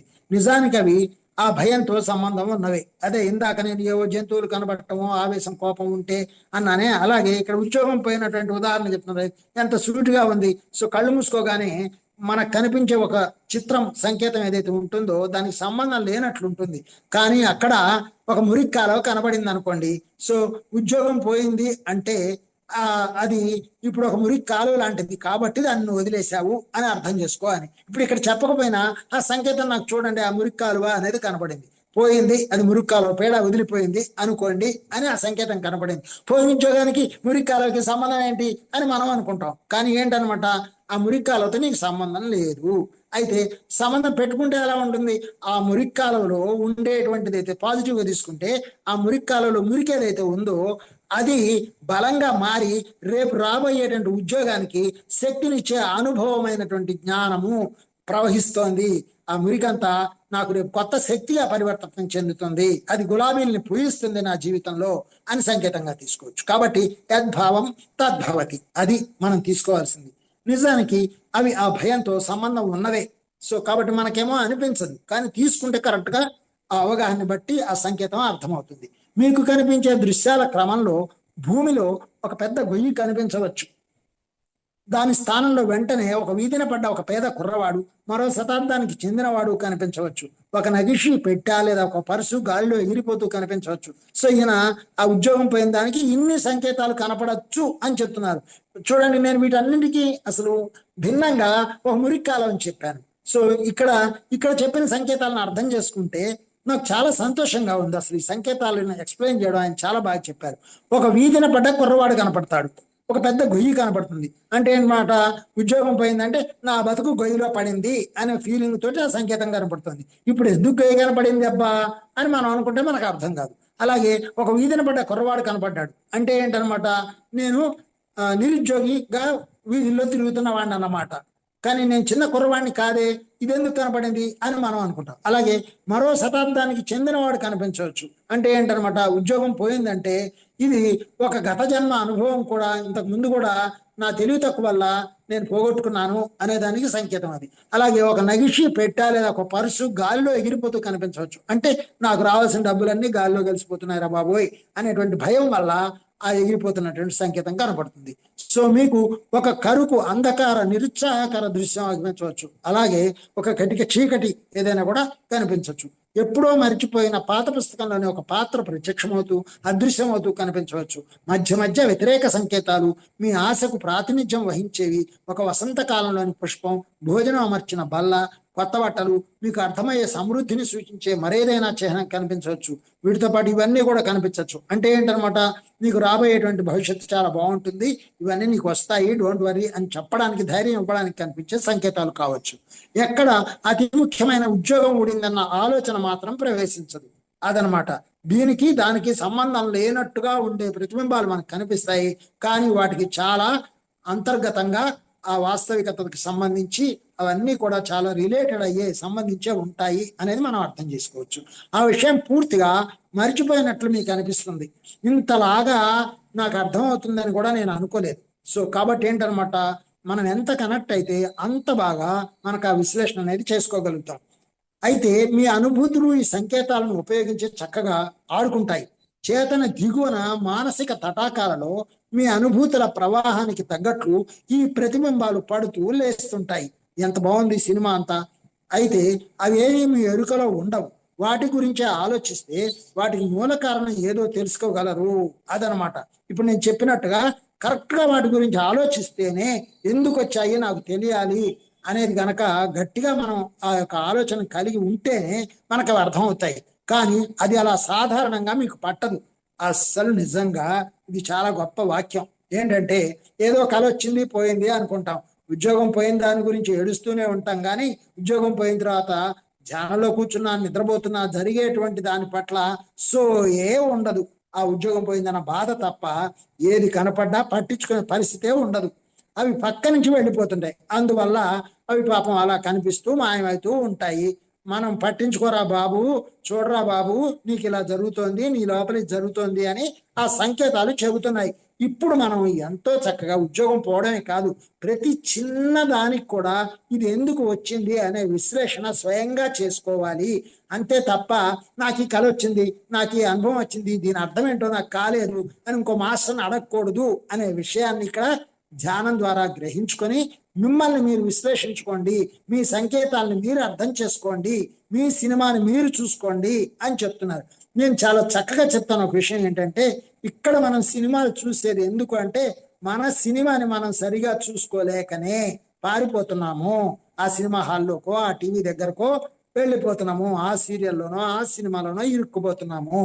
ఇప్పుడు కింద కుబేరా సినిమా వస్తుంది టీవీలో, నేను అక్కడ 10 నిమిషాలు కూడా కూర్చోలే. మా అమ్మగారు ఉన్నారు, మా అమ్మగారికి సరిగా వినపడదు, ఆమెకి చెవి మిషన్ తెప్పించారు, అది ఇవాళే వచ్చింది రిపేర్ అయ్యి. సో వెంటనే ఆమెకు కావాల్సినటువంటి వాళ్ళతో మాట్లాడిస్తూ వినిపిస్తూ ఆమె పక్కన కూర్చొని ఒక గంట సేపు ఉండి అవన్నీ మాట్లాడి చేసి వచ్చేసాను. నా పని ఏంటి, నా డ్యూటీ ఏంటి, ఈ సంకేతాల్లో నేను ఎంత ప్రేమగా పని చేయాలి, ఇవన్నీ పూర్తిగా హాయిగా ప్రశాంతంగా ఎరుకలో ఉన్నాయి. కుబేరా సినిమా కోసం సెషన్ ఎగ్గొట్టాలా, కుబేరా సినిమా కోసం అమ్మతో మాట్లాడుకుని ఉండాలా, కుబేరా సినిమా కోసం నేను ధ్యానంలో కూర్చోకుండా ఉండాలా. కాబట్టి సినిమా చూడటం ఎంత ఇంపార్టెంటో దానికంటే చాలా ముఖ్యమైన పనులు చాలా ఉన్నాయి. ఏ పని లేనప్పుడు, ఏమి తోచనప్పుడు, ఏదో బాగా నేర్చుకోవాలి అనుకున్నప్పుడు ఆ సమయం ఆ సినిమా చూడటానికి దొరుకుతుంది, ఆ సినిమా మన ముందరకు వస్తుంది. సో కాబట్టి మన సినిమా మనం చూసుకోవడానికి ఎక్కువ సమయాన్ని ఇద్దాం. కానీ అది అలా సాధారణంగా మనకు పట్టదు, అందుకే ఆ సంకేతాలు పక్క నుంచి వెళ్ళిపోతుంటాయి. మరి మీరు అలానే మరికొంతసేపు కళ్ళు మూసుకుని ఉంటే సంకేతాలు వాటి లక్షణాలు మార్చుకుంటాయి. మీ కంటికి కనపడగల వాటి లక్షణాలు తగ్గిపోతూ ఇతర దిశలలో వాటి తీవ్రత ఎక్కువ అవుతుంది. ఉదాహరణకు మీకు నచ్చని ఏదో ఒక వాసన వస్తున్నట్లు అనిపించవచ్చు. ఇందాకటి ఉద్యోగం కథ కొనసాగింపుగా మీ భయాన్ని ఒక భౌతికమైన భీతి గొలిపే అనుభూతిగా అనేది. అబ్బా చూడండి, నేను మొట్టమొదలు మీకు ఇచ్చిన ఉదాహరణ ఇక్కడ ఆయన చెప్తున్నారు. ఏంటి, మీకు ఇష్టం లేని ఒక నచ్చని వాసన ఏదో వస్తున్నట్లు అనిపించవచ్చు అన్నారు ఇక్కడ. ఏది ఇంకొకటి ఇందాకటి మీ ఉద్యోగం కథ కొనసాగింపుగా నేను అప్పుడు ఏం చెప్పాను, ఒక మురికి కాలువ ఉందనుకోండి అన్నాను. చూడండి ఎంత అద్భుతంగా కనెక్ట్ అయ్యి మనకు ఆ ఉదాహరణ ముందే ఇచ్చారో. కాబట్టి మీ భయాన్ని ఒక భౌతికమైన భీతి గొలిపే అనుభూతిగా అనువదించుకోవచ్చు. అంటే మీరు హఠాత్తుగా కిందికి పడిపోతున్నట్లు, లేదా మీరు యావగించుకునేది ఏదో మిమ్మల్ని తాకినట్టు అనిపించవచ్చు. సో ఎన్ని ఉదాహరణలు ఇచ్చారో చూడండి, ఎంత స్పష్టంగా ఉందో చూడండి.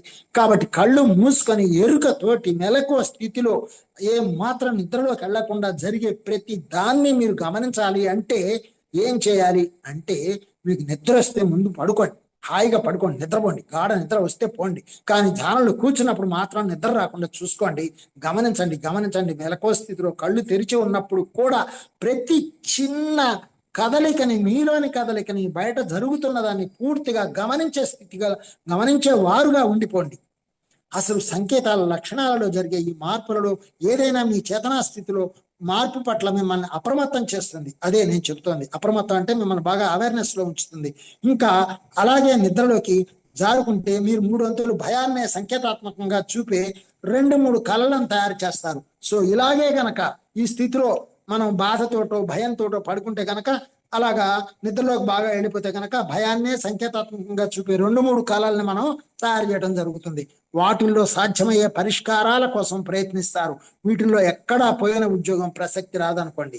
ఆ సంకేతాల్లో, ఆ కళల్లో ఉద్యోగం యొక్క ప్రసక్తి రాకుండానే వాటికి సంబంధించినటువంటి పరిష్కారం మనకి సూచించేటువంటి సంకేతాలు రావడం జరుగుతుంది. చాలా అద్భుతంగా ఉంది కదా విశ్లేషణ. ఇంతకీ ఈ వచ్చిన సమస్య అచేతనకు ఇవ్వబడుతుంది. సో ఇది చాలా ముఖ్యమైన విషయం. సమస్య అంటే ఉద్యోగం పోయింది, అది ఎక్కడికి వెళ్ళిపోయింది? ఆ సమస్య ఎవరికి ఇవ్వబడింది? మనలో ఉన్నటువంటి అచేతన స్థితికి. అంటే చేతనని నడిపించేది అచేతన. సో ఆ అచేతన దగ్గరికి వెళ్తుంది అనమాట. అంటే పూర్తిగా అచేతన స్థితి అంటే జడమైన చేతన ఏదైతే ఉందో అది గ్రహించుకొని చేతనకి ఈ అనుభవాల్ని కలిగిస్తుంది అనమాట. అప్పుడు అనుసరించి వచ్చే నిద్ర యొక్క అత్యంత రక్షిత ప్రదేశాల్లో అహం యొక్క ఉత్కృష్ట కేంద్రాలు పనిచేస్తూ 3 కొలతల వ్యక్తిత్వ భాగానికి అండగా నిలుస్తాయి. మనం 3Dలో ఉన్నాం కాబట్టి దీనికి అండగా అవి నిలుస్తాయి. ఎక్కువ స్వతంత్రం గల ఈ అహం పరిస్థితిని బాగా అర్థం చేసుకొని చేయాల్సిన పనిని కలల నేనికి సూచిస్తుంది. కలల నేనికి ఆ యొక్క అచేతన స్థితి, అజాగృత స్థితి ఏదైతే ఉందో ఆ జడ చేతన, ఆ అహం బాగా దీనికి అందిస్తుంది. అదే అందుకే అహం బ్రహ్మస్మి అన్నారు కదా. ఆ యొక్క ఆ అహం అనేది ఆ బ్రహ్మస్థితిలో ఈ నేనికి, కలల నేనికి సహాయం చేస్తుంది. ఆ కలల నేను ఒక కలల సముదాయాన్ని తయారు చేస్తుంది. దానిలో పరిష్కారం సంకేతాత్మకంగా తెలియజేయబడుతుంది. కాబట్టి రేపు ఏం జరుగుతుంది అనే దాన్ని మనకి ఒక సూచనప్రాయంగా సంకేతాత్మకంగా ఆ కలల నేనికి అందుతుంది అనమాట. చివరి మరింత నిర్దిష్టమైన వ్యాఖ్యానం మెలకువ నేనుకు దగ్గరలో ఉన్న ఎక్కడైతే సంకేతాలు, మెలకువ నేనుకు దగ్గరలో ఉన్న ఎక్కడైతే సంకేతాలు మరింత స్పష్టంగా అగుపిస్తాయో ఆ కలల ప్రదేశంలో జరుగుతుంది. చివరి మరింత నిర్దిష్టమైన వ్యాఖ్యానం మెలకువ నేనుకు. ఇప్పుడు చూడండి, మనం మెలకువగా ఉన్న నేను ఆ కళల నేను కూర్చిన ఎంత ఎరుకని పొందుతున్నాం మనం ఈ యొక్క విశ్లేషణ ద్వారా. కాబట్టి ఆ సంకేతాలు మరింత స్పష్టంగా అగుపిస్తాయో ఆ కళల ప్రదేశంలో జరుగుతుంది. ఈ నేను కావాల్సినటువంటి స్థితి అంతా ఆ కళల ప్రదేశంలో జరుగుతుంది. మెలకువ నేనికి సంకేతాత్మకతకు ఒక ఇరుకైన పార్శ్వం ఉంది. మెలకువ చేతనకు దగ్గరవుతున్న కొద్దీ సంకేతం ఇంకా ఇంకా ఇరుకుగా పరిమితంగా అవుతుంది. భౌతిక పరిస్థితుల్లో అది ఎంతగా చేతికి అంది వస్తే మెలకువ జీవితంలో అంత అమూల్యమైన సంకేతం అవుతుంది. సో భౌతిక పరిస్థితుల్లో అది ఎంతగా చేతికి అంది వస్తే మనకి ఆ యొక్క అనుభవం అనుభూతి చేతికి అంది వస్తే మెలకువ జీవితంలో అంత అమూల్యమైన సంకేతం అవుతుంది. అంటే మన మెలకువ స్థితిలో దాని యొక్క వెలలేనటువంటి వెలకట్టలేనటువంటి ఆనందాన్ని అనుభూతిని ఆ శక్తిని మనం సొంతం చేసుకోవడం జరుగుతుంది. అందుకే కళల్లో సైతం ఎరుకగా ఉండడం అంటే మనం ముందరగా నిద్రలోకి వెళ్లే ముందు ధ్యానంలోకి వెళ్లే ముందు సరైనటువంటి సంకల్పాలని సూచనల్ని మనం చేసుకున్నప్పుడు కొంతమేర సంకేతం ఎంత ఖచ్చితంగా తెలిస్తే దానిలో అర్థం అంత తక్కువ ఉంటుంది. నిద్రలోని అత్యంత రక్షిత ప్రదేశాలలో జరిగే అతి ముఖ్యమైన కలల తంతులు సంకేతాలు తగినంత శక్తివంతంగా ఉంటాయి. అత్యంత రక్షిత ప్రదేశాలలో కళలలో అత్యంత రక్షిత ప్రదేశాలు అంటున్నాడు. అసలు మనము ఒక సిగ్మండ్ ఫ్రాయిడ్ కళల మీద రీసెర్చ్ చేశాడని మనం విన్నాం. ఆయన పుస్తకాలు కనుక మీకు దొరికితే చదవండి. నేను చదవకపోయినా నాకు అర్థమైంది. సిగ్మండ్ ఫ్రాయిడ్ చెప్పిన దానికంటే 1000 రెట్లు ఓషో గారు చెప్పారు. ఓషో గారు చెప్పిన దానికి కొన్ని వేల రెట్లు సేత్ గారు చెప్పారు. సేత్ గారు చెప్పిన దానికి ఇంకా కొన్ని వేల రెట్లు పత్రిజీ చాలా సూక్ష్మమైన పదాల్లో అందజేశారు. కాబట్టి మనం ఆ ఎరుకను పొందితే మనకు చక్కగా అది జ్ఞానోదయం జరిగి ప్రతిక్షణం ఆ రక్షిత ప్రదేశాలలో కళల్లో రక్షిత ప్రదేశాలు ఉన్నాయి. నిజానికి కళల్లో మనం భయపడటము సంతోషించడము ఏదైతే జరుగుతుందో అవన్నీ కూడా అనుభవాలుగా అనుభూతులుగా వ్యాఖ్యానం చేసుకుంటే మన యొక్క రక్షణ కోసం రక్షణ కవచాలలాగా పనిచేసేవే కళలంటే నిజానికి సంక్షిప్తంగాను సాంద్రతమంగాను ఉంటాయి. వాటిని విరిచి సంబంధం లేని మాదిరి అనిపించే కళల శ్రేణులతో అనుసంధానం చేసిన వాటి శక్తి తగ్గకపోగా ఇంకా విభిన్నమైన వేషాలలో ప్రత్యక్షమవుతూ ప్రతి తరువాతి కళల పొరలలో ఇంకా ఇంకా నిర్దిష్టంగా ఆగుపిస్తాయి. నిజంగా మీకు ఈ పుస్తకం చేతికిచ్చి చదువుకోమంటే ఒక 5 నిమిషాల్లో విసిరి కొట్టే అవకాశం ఎక్కువగా ఉంటుంది.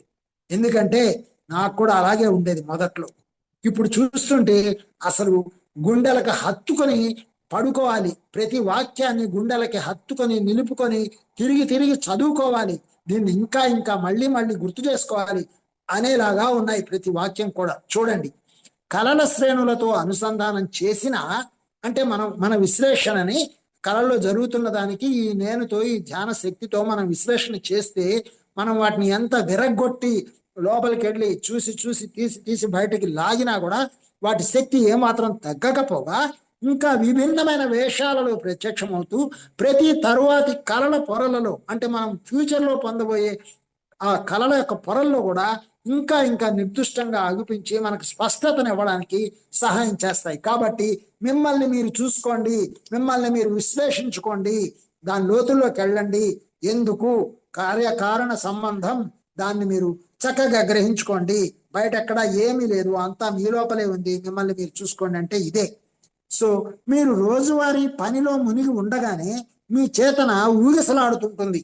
మీ మానసిక స్థితిని వ్యాఖ్యానించకుండా కేవలం గమనించే అలవాటు గనక చేసుకుంటే అబ్బా ఇదే కదా ఇందాక నుంచి నేను చెప్తున్నాను. గమనించేవారుగా ఉండండి. కళ్ళు తెరిచినా మూసినా గమనించేవారుగా ఉండడానికి ప్రయత్నం చేస్తే ఎంత ప్రశాంతంగా ఉంటుందో, ఎంత హాయిగా ఉంటుందో, ఈ శరీరం ఎంత సౌఖ్యంగా శాంతంగా. నా చేయి పట్టుకొని మన ఒక మిత్రుడు అడుగుతున్నాడు, ఏంటి సార్ మీరు ఇంత కూల్గా ఉన్నారు, నా చేయి చూడండి ఇంత వేడిగా ఉంది అన్నారు. అంటే దానికి అర్థం ఏంటి అంటే మీరు నిద్ర కనుక సరిగా పోకపోతే మీ శరీరం వేడిగా ఉంటుంది. మీరు ఎక్కువగా తిని ఉంటే అది అరగకపోతే మీ శరీరం వేడిగా ఉంటుంది. మీ మోషన్ ఫ్రీగా లేకపోతే మీ శరీరం వేడిగా ఉంటుంది. ఎప్పుడైతే మీ ఆలోచనల్లో ఆందోళన ఉంటుందో మీ శరీరం వేడిగా ఉంటుంది. ఆవేశం ఉంటుందో, కోపం ఉంటుందో, ఎవరినైనా చంపేయాలన్నంతటువంటి ఉక్రోషం ఉంటుందో, ఇలాంటి భావాలు, ఇలాంటి ఆహారము, ఇలాంటి అలవాట్లు ఉన్నంతసేపు శరీరం వేడిగా ఉంటుంది. దేని పట్ల ఎలాంటి విముఖత లేకుండా స్వీకరిస్తూ గమనిస్తూ చూస్తూ అలా ఉండిపోతే వేడిగా ఎందుకు ఉంటుంది? కూల్గా ఉంటుంది. అలా అని మంచులా చల్లగా ఉండదు. చక్కగా కావలసినంత చల్లగా మాత్రమే ఉంటుంది. కాబట్టి మీ మానసిక స్థితిని వ్యాఖ్యానించకుండా కేవలం గమనించే అలవాటు కనుక చేసుకుంటే విభిన్న విధానాలలో సంకేతాలు ఏర్పరచుకుని మిమ్మల్ని మీరే పట్టుకోవచ్చు. దయచేసి మిమ్మల్ని మీరు పట్టుకోండి, అంతేగాని మిమ్మల్ని మీరు మీ లోపల మీరు ఉండకండి. మీ లోపల నుంచి బయటకు వచ్చి అసలైన మిమ్మల్ని మీరు పట్టుకోండి. మీరు పాలు పంచుకున్న ప్రతి భౌతిక ఘటన మీ అభౌతికతలో ఒక సంకేతాల సముదాయంగా భద్రపరచబడుతుంది. మరి మనం ఇప్పుడు ప్రకృతిలోకి వెళ్ళి చూసాము, ఒక పొలం చూసాము, ఒక బావి దగ్గర కూర్చున్నాము, ఒక ఏరు దగ్గర కూర్చున్నాము, ఒక కొండ ఎక్కుతున్నాము అంటే ప్రకృతితో మనం మమేకమై ఉన్నాము అంటే అది ఎందుకు మనం అక్కడికి వెళ్ళాము, ఆ శక్తిని మనం ఎలా తీసుకుంటున్నాము, ఏం జరుగుతుంది గమనించేవారుగా ఉంటే, ఏదో వెళ్ళాము అన్ని చోట్ల మట్టే కదా ఉంది, అన్ని చోట్ల చెట్లే కదా ఉన్నాయి, ఏముంది అక్కడ అని అనుకుంటే ఏం ఉండదు, లోపల ఏం తీసుకోబడదు. ఆహా అనేటువంటి తాదాత్మ్యత ప్రకృతితో కలిగినప్పుడే, దాన్ని గమనిస్తూ ఉన్నప్పుడే ఆహా నేనే కదా, నాలోని ప్రతి కణము, మరి నేను ఈ యొక్క జన్మలన్నీ దాటి ఇలా వచ్చాను కదా, నన్ను నేను చూసుకుంటున్నాను కదా అనేటువంటి ఆలోచనతో కనుక ప్రకృతిని చూస్తే దానిలో భాగమైపోతాం మనం. సో అలా భద్రపరచుకోండి. అవి మీ అనుభవానికి ప్రాతినిధ్యం వహించవు. మీ అనుభవం వాటిల్లో ఉంటుంది, అవేం మీ అనుభవానికి ప్రాతినిధ్యంగా ఉండవు. మీ అనుభవం మాత్రం వాటిల్లో ఉంటుంది. మీ ప్రస్తుత జీవితానికి చెందినంత వరకు ఇవి మీకే చెందిన సంకేతాల భాండాగారము. నేను నిన్న చిన్నప్పుడు చదువుకున్న స్కూల్కి వెళ్ళొచ్చాను. మా తమ్ముడు కారులో తీసుకెళ్ళాడు. ఎప్పటి నుంచో అనుకుంటే నిన్నటి కుదిరింది. అంటే చిన్నప్పుడు చదువుకున్నా అంటే నేను 8వ తరగతి వరకు చదువుకున్న స్కూల్ అది. ఖమ్మం జిల్లాలో కల్లూరు దగ్గర చెన్నూరు అనేటువంటి ఊరు. ఖమ్మం నుంచి 60 కిలోమీటర్లే. ఎంత అద్భుతమైన వాతావరణము. మరి చిన్నప్పుడు లెక్కలు చెప్పిన మాస్టర్ని కలిసాం, ఆయనకి 85 ఇయర్స్. అలాగా ఇంకా 2-3 మిత్రులను కలిసాం. స్కూల్కి వెళ్ళి ఆ టీచర్లతో మాట్లాడాం, వచ్చాం. మరి అప్పుడు పొందేటువంటి ఆనందం, శక్తి, ఎందుకు అక్కడికి వెళ్ళాము, అక్కడికి ఎందుకు నడిపించబడింది అనేది ఇక్కడ ఇప్పుడు మీకు చెప్పను. అది నా యొక్క అనుభవానికి, అనుభూతికి, నా పరంపరకి సంబంధించిన విషయం కాబట్టి దానిలో భాగంగా అనమాట. మీ పగటి సంకేతాలకు, కలలోని సంకేతాలకు మధ్య అద్భుతమైన ఐకమత్యం ఉంది. నిజం చెప్పాలంటే ఒక హిమాలయాలకు వెళ్ళినా పొందనంత ఆనందం నేను అక్కడ పొందానని చెప్తే మీకు అర్థమవుతుంది. మీకు కూడా అనుభవాలు ఉంటాయి కాబట్టి.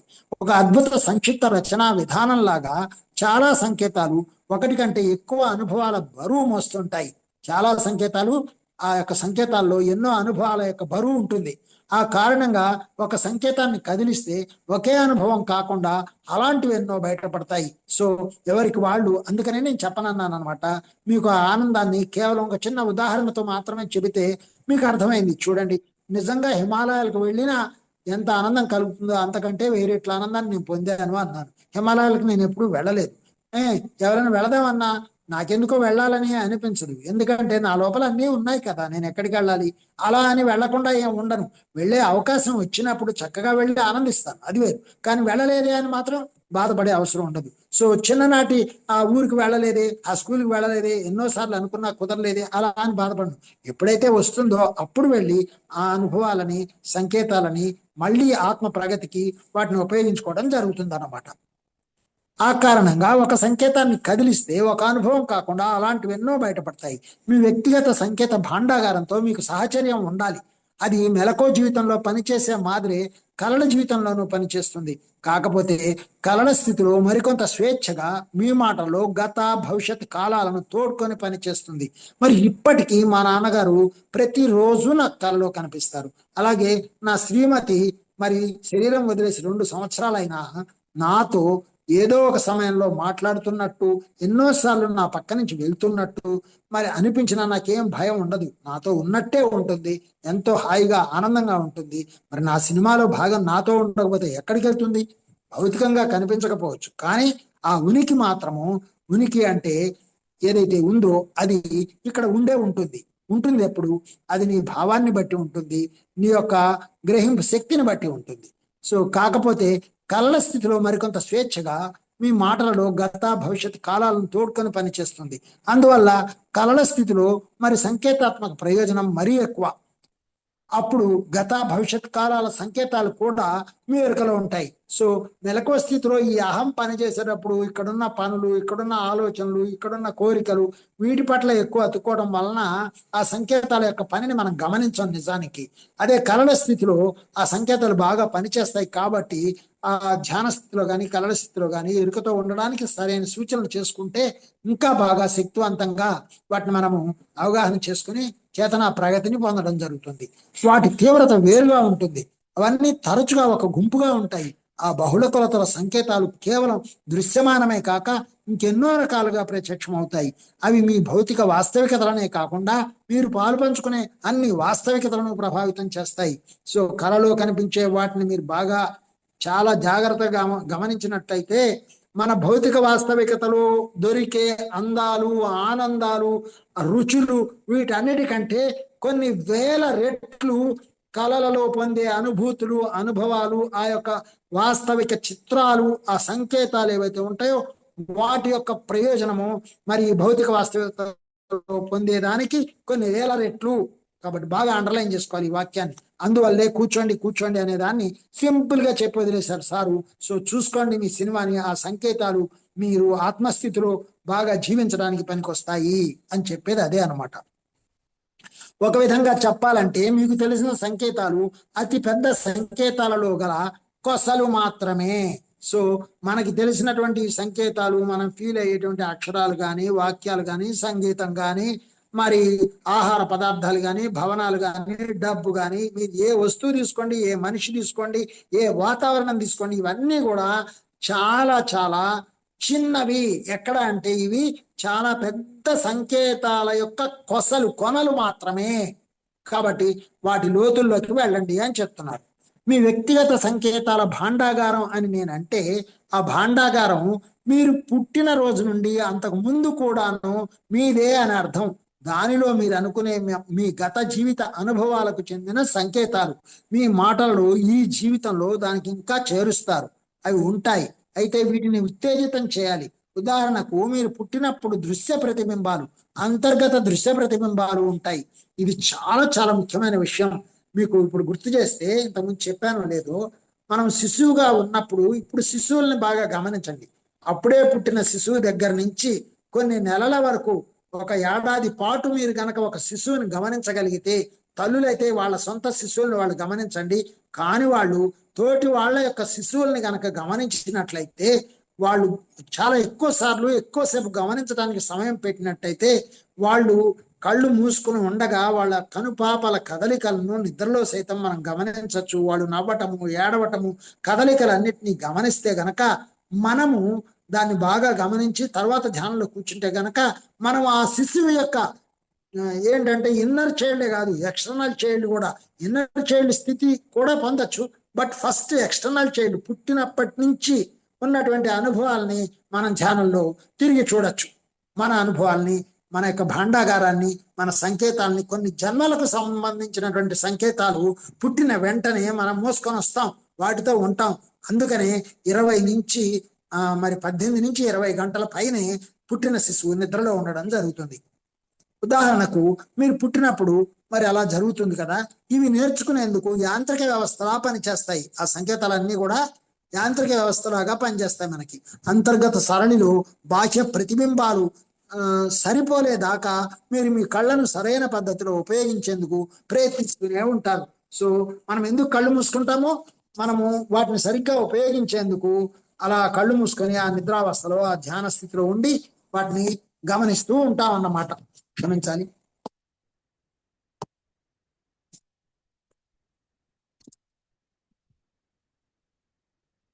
ఓకే, అయితే ఇప్పుడు మనకి ఇంకొక 5 నిమిషాల తర్వాత ఆపేయడం జరుగుతుంది ఈ రోజుకి. అంతర్గత సరళిలో బాహ్య ప్రతిబింబాలు సరిపోలేదాకా, సో మనం లోపల ఎందుకు ఎక్కువసేపు ఆగిపోతామంటే బాహ్య ప్రతిబింబాలతో మనం ఖచ్చితంగా బేరీజ్ వేసుకొని అవి టాలీ అయ్యేదాకా మనం కళ్ళు తెరవం. అందుకనే వాటన్నిటిని చూసుకొని బయటకు వస్తాం. నాకు ఈ వాతావరణం లోపల ఉన్న వాతావరణానికి సరిపోతుంది అన్నప్పుడే కళ్ళు తెరిచి ట్యూన్ చేసుకొని వస్తాను అనమాట. సో ఇవి చాలా ముఖ్యమైన విషయం. ఇది మీ శాస్త్రజ్ఞులకు అర్థం కాని విషయం. ఇందాక నేను సిగ్మండ్ ఫ్రాయిడ్ అన్నాను, కళల మీద రీసెర్చ్ చేశాడు. ఆయనే కాదు, ఇంకా ఈ యొక్క సైకాలజిస్టులకు కూడా ఇంకా పూర్తిగా అర్థం కాని విషయం అని చెప్తున్నారు అనమాట. మీరు కళ్ళు తెరవడం అనేది అంతర్గత యాంత్రిక వ్యవస్థను ఉత్తేజపరుస్తుంది. ఒకవేళ కళ్ళలో భౌతిక లోపం ఏదన్నా ఉంటే, ఉదాహరణకు మీరు పుట్టు గుడ్డి కనుక అయితే ఆ యాంత్రిక వ్యవస్థ అప్పుడు ఉత్తేజపరచబడదు. సో పుట్టుగుడ్డి అయిన వాళ్ళకి మరి ఈ యొక్క సంకేతాలని ఓపెన్ చేసుకుని చూసేటువంటి యాంత్రిక వ్యవస్థగా ఉత్తేజపరచబడదు.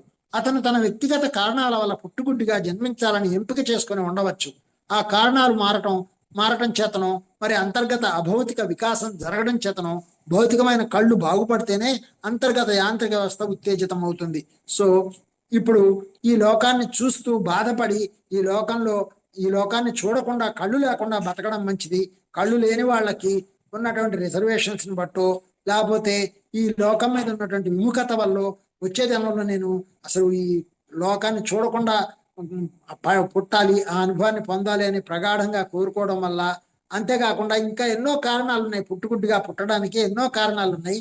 వాటిల్లో ఒకటి ప్రధానంగా ఏంటి అంటే, మనకు సరైన ఎరుక లేక మనం ఏ జీవినైనా వాటి కళ్ళతోటి మనం ఆడుకున్నప్పుడు, హింసించినప్పుడు మనం ఈ జన్మలో కళ్ళు లేకుండా పుట్టడం జరుగుతుంది, ఆ చూపు లేకుండా. అయితే వాళ్ళు కొందరు అలా ధ్యానంలోకి వచ్చిన వాళ్ళు ఆ అనుభవాన్ని పొంది వాటిని క్షమించమని కోరి తిరిగి దృష్టిని తెచ్చుకున్న వాళ్ళు, తిరిగి వినికిడి జ్ఞానాన్ని తెచ్చుకున్న వాళ్ళు చాలా మంది మాస్టర్స్ ఉన్నారు. కాబట్టి మనము మన లోపలికి వెళ్ళి చూసుకున్నట్టయితే మన వాస్తవికతని మార్చుకోవడానికి కూడా ఆ యొక్క అనుభూతులు, ఆ యొక్క సంకేతాలు మనకి సహాయం చేస్తాయి అన్నమాట. ఈ విధంగా అసంఖ్యాకమైన రకాల ప్రవర్తనలు ఉంటాయి. అంతర్గత సంకేతాల భాండాగారం దానిలోంచి తోడుకునే వీలున్న ఒక ఖాతాలా ఉంటుంది. మీరు దానిని ఉపయోగించుకునేంత వరకు అది నిద్రాణంగానే ఉంటుంది. సో ధ్యానం ఎందుకు అంటే ఆ భాండాగారాన్ని సద్వినియోగం అంటే సత్యము కొరకు వినియోగము. సత్యం ఏదైతే ఉందో, ఏదైతే శాశ్వతమైనది ఉందో దాని గురించి అవగాహన చేసుకోవడానికి అవి ఆ భాండాగారం అలా భద్రపరచబడే ఉంటుంది. ఈ మనస్సుకు అతీతంగా మరి మనం ధ్యాన స్థితిలో పనిచేయడం నేర్చుకునేంత వరకు. మీలో భాష నేర్చుకోక ముందే ఆలోచనలు మొదలవుతాయి. సో మరి భాష నేర్చుకోకముందే ఆలోచనలు ఎలా వచ్చాయి? మీరు మార్గదర్శకంగా ఉండేందుకు మీ గతానుభవాలు సిద్ధంగా అందుబాటులో ఉంటాయి. కాబట్టి మన లోపల ఎన్నో అనుభవాలు, గత చరిత్రకు సంబంధించిన అనుభవాలు అక్కడ ఉంటాయి. వాటిని ఆధారంగా చేసుకునే మనం ప్రతిదీ ఇక్కడ నేర్చుకోవడం జరుగుతుంది అన్నమాట. మరి వరుసగా ఒకే జాతిలో 2 సార్లు పుట్టేవాళ్ళు రెండవ దఫా ఇంకా చాలా తొందరగా మాట్లాడడం నేర్చుకుంటారు. కొన్ని శిశువులు వాటి గత జీవిత భాషలో ఆలోచిస్తుంటాయి కొత్త భాష నేర్చుకునేదాకా. దీనికి అంతటికీ కారణం సంకేతాలే. అలా అనమాట. గత జీవితంలో మనం అమెరికాలో ఉంటే, లేదా గత జీవితంలో మనం ఇంకో దేశంలో, ఫ్రాన్స్ లో ఎక్కడో ఉంటే ఆ భాషలోనే ఆలోచనలు సాగుతాయి అన్నమాట. ఎందుకంటే ప్రతి భాష సంకేతాత్మకమైనటువంటి భావ ప్రతిబింబాలే కాబట్టి. అయితే ముఖ్యంగా బాగా మనం గుర్తుంచుకోవాల్సిన విషయం ఒకటి ఉంది. ఏంటి అంటే మనలో ఎన్నో జన్మల జ్ఞానం ఉంది, మనకు ఎన్నో భాషల జ్ఞానం ఉంది. అందువల్లే మనము మన ఆలోచనలు ఆ భాషలో సాగుతాయి అని. కాబట్టి ధ్యానం ద్వారా మనల్ని మనం తోడుకొని మనం సత్యాన్ని తెలుసుకొని మనం ఎక్కడికక్కడ ఆ సంకేతాలను అనువదించుకుంటూ ఎదగడానికి ఎంత అంతరంగ ప్రయాణం చేయాలి అనే విషయం చాలా అంటే చాలా ముఖ్యమైనది. ఇప్పుడు ఒకే జాతిలో 2 సార్లు పుట్టేవాళ్ళు రెండో దఫా ఇంకా చాలా తొందరగా మాట్లాడడం నేర్చుకుంటారు. సో పిల్లలు చాలా తొందరగా మాట్లాడుతున్నారు అంటే అదే భాషలో మళ్ళీ తిరిగి పుట్టాలని కోరుకున్నప్పుడు, ఆ ప్రాంతము ఆ భాష పట్ల మమకారంతో పుట్టినప్పుడు. ఇవాళ నేను ఒక రీల్ చూశాను, నాకెంత ఆశ్చర్యం వేసిందంటే అందులో ఒక అమ్మాయి పాట పాడే ముందర తన పరిచయం చేసుకుంటున్నప్పుడు మాట్లాడుతున్నప్పుడు నువ్వు చాలా ఇంటెలిజెంట్ అని జడ్జెస్ అంటే, అవును నేను చాలా ఇంటెలిజెంట్ అంది. జడ్జెస్ నవ్వారు. ఆ తర్వాత ఆమె చెప్పింది, నేను పలానా కోర్సు, పోస్ట్ గ్రాడ్యుయేట్ కోర్సు నేనేమి చదవకుండానే పాస్ అయ్యాను. నాకేం చదవకపోయినా నాకు అర్థమవుతుంది. ఒకసారి అలా చూస్తే చాలా నాకు అర్థమవుతుంది. నేను అసలు ఏం చదవకుండానే పాస్ అవుతాను.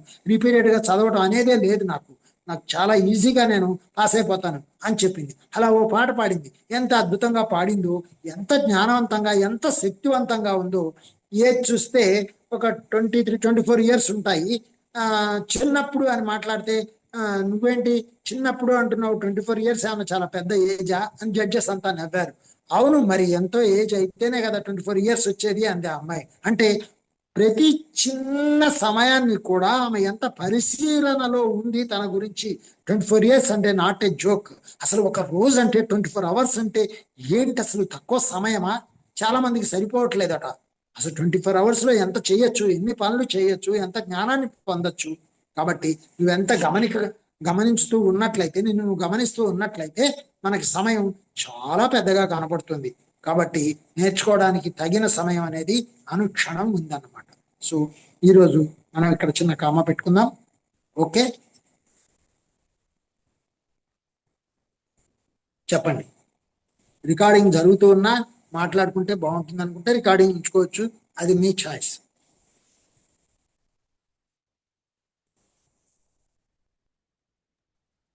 చాలా అద్భుతంగా ఉంది సార్. ఇవాళ మీరు చెప్పినట్టు ఇది మళ్ళీ మళ్ళీ వినాలి సెషన్. ఎస్, ఎంతో బాగా ఓపెన్ అయింది. ఆయన సేత్ గారు బాగా కనెక్ట్ అయ్యి మొత్తం ప్రతి వాక్యాన్ని ఎక్స్ప్లెయిన్ చేయించారు. అవునండి. అది అంటే ఒక్కొక్కసారి సెషన్ మనకి జరగకపోవడానికి కూడా ఒక కారణం ఉండుండొచ్చు. అవును, మేబీ ఎక్కువ మంది ఉన్నప్పుడు మళ్ళీ వినాలని అట్లా అయ్యుండొచ్చు పోయినసారి అనిపించింది. హ్మ్. అది మనకి కూడా తెలిసిపోతూ ఉంటుంది అనమాట ఒక్కొక్కసారి.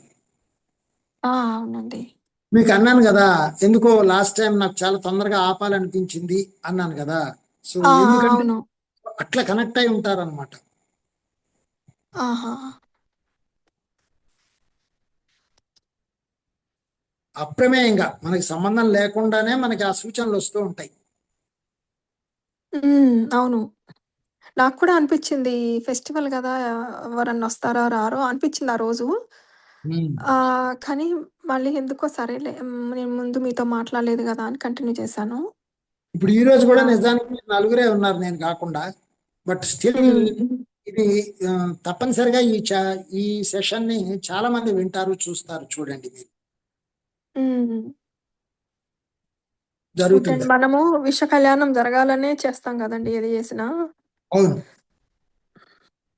అంత గట్టిగా పలికించారు ఆయన ఈసారి. హ్మ్. హ్మ్. చాలా ఇంపార్టెంట్ చాప్టర్ ఇది. మనం ఎన్నో ఇప్పుడు పేజీలకి అయిపోయిందండి ఇప్పుడు? 254 నుంచి 261 పేజీలోకి వచ్చాం. 221. ఓకే అండి. మనకి ఇంకా ఎంత ఉంది అంటే 322 పేజీ వరకు ఉందమ్మా. అంటే 60 పేజీలు ఉంది ఇంకా. ఓకే. చూద్దాం. మనం ఏం తొందరపడేది లేదు, అలా అని నిదానంగా వెళ్ళేది లేదు. ఆయన ఎలా నడిపిస్తే అలా. అంతే అండి. అంతే. మనకేం తొందర లేదు. హ్మ్. మీరు దివ్య ప్రణయం చదువుతున్నాను అన్నారు, చాలా సంతోషంగా ఉంది నాకు. అది ఇన్‌స్పిరేషన్ మీరే సార్ నాకు. అయ్యో, థ్యాంక్ యూ అమ్మా, థ్యాంక్ యూ. మీరు చెప్పినప్పుడు అనుకున్నాను. ఆ, ఆహ్, ఈ బుక్కు చదివితే బాగు అనుకున్నాను. కాకపోతే very good, PDF very good. కోసం ట్రై చేశాను. ఆ, నాకు ఒక మాస్టర్ ఆ బుక్కు పోస్ట్ చేసేలా చేసింది. అంతేగాదు ఆ బుక్ అనుకున్నందుకి నా ప్రమేయం లేకుండానే నిత్యాన్వేషి బుక్ ఇంకోటుంది గదండీ! మానవుడి నిత్యాన్వేషణ. ఆ, ఆ, ఆ, ఆ బుక్ గూడా ఇంకొక మాస్టర్ కొనేలా, అది తను చదివేలా ఉమ్, మనము ఒక్కటడుగుతామండి భగవంతుడిని. అవును, ఆహ్, మనకి అడిగిన దానికంటే ఎక్కువ ఇస్తాడు. అది ఆయన అవును, క్వాలిటీ. అవును, అది నిజంగా మనము ఆ యూనివర్స్‌కి కనెక్ట్ అయితే మన ద్వారా అవును. ఏమేమి జరుగుతాయో, ఎంత చేపిస్తాడో అసలు అమేజింగ్ అండి. అమేజింగ్. ఇదంతా ఇవాళ నేను ఎగ్జాగరేషన్ కాదు కానీ మణి మేడం, ఇవాళ మొత్తం మీ యొక్క ఇన్నర్ నుంచి పలికించారు నాకు. అవునా అండి? ఓహో! మీరు ఎంత కనెక్ట్ అయి ఉన్నారో, అంటే మిగతా వాళ్ళు హ్మ్. లేరని కాదు, హ్మ్. ఎస్పెషల్లీ ఆ యాటిట్యూడ్ అనేది ఏదైతే ఉందో అది బాగా కనెక్ట్ అయ్యి లింక్ అయ్యి పలికింది అనమాట. అది మేము ఈ గ్రూప్ కూడా బాగా కనెక్ట్ అయిందండి. ఎందుకంటే, ఒక యోగి ఆత్మకథ బుక్ చదువుకున్నాం మేము బాగా. ఓకే, అది ఎట్లా అంటే అందరూ ఇన్వాల్వ్ అయ్యి ప్రతీదీ దాన్ని ఎంజాయ్ చేస్తా చదివామనమాట. అది చదివాకనే తర్వాత దివ్యప్రణయం బుక్ రావటము, భగవంతుడితో అన్వేషణ బుక్ రావడం, ఇవన్నీ లింకు. అంటే అవును, మనం ఒక అడుగేస్తే, మీరొక అడుగేస్తే, నేను అవును, మీకోసం మిగతా 9 అడుగులేస్తాను అని సత్యసాయిబాబా చెప్తారు గదండీ! అవును, అది నిరూపించారనిపించింది నాకు మాస్టర్స్. ఇప్పుడు మీరు మీ ఖచ్చితంగా. అంతట మీరే ఇంకొక బుక్ చదువుతా అంటాం. ఆత్మ సాక్షాత్కారం బుక్కు. హ్మ్. ఎస్. నేను అడగకుండానే మీరే చదువుతా అంటాం. మీరు ఓషో బుక్ కూడా రమణమ్మ మాస్టర్ చదువుతా అని తనంతట తనే అన్నదండి. నేను అడగను కూడా అడగలేదు. ఎస్. ఏంటది జ్ఞాన భైరవ తంత్ర. ఇవాళ పత్రిజీ, నెక్స్ట్ ఓషో, పత్రిజీ, ఓషో గారు, సేత్ గారు ముగ్గురు కూడా అసలు విపరీతంగా దూకేశారు. అవునండి. మీరు అది పత్రిజీ గారు చెప్తారని చెప్తున్నారు కదా! అవును. చెప్తుంటే ఎంత లోపల నుంచి చాలా ఆనందం వేసిందండి నాకు. నేను కంప్లీట్‌గా ఈ ల్యాప్‌టాప్ ముందు ఫోను ముందు కూర్చొని వింటున్నాను. పనులన్నీ పక్కన పెట్టేసి తర్వాత చేసుకుందాం అనేసి. కంప్లీట్‌గా ఇమ్మర్స్ అయిపోయి విన్నానండి నేను గూడా.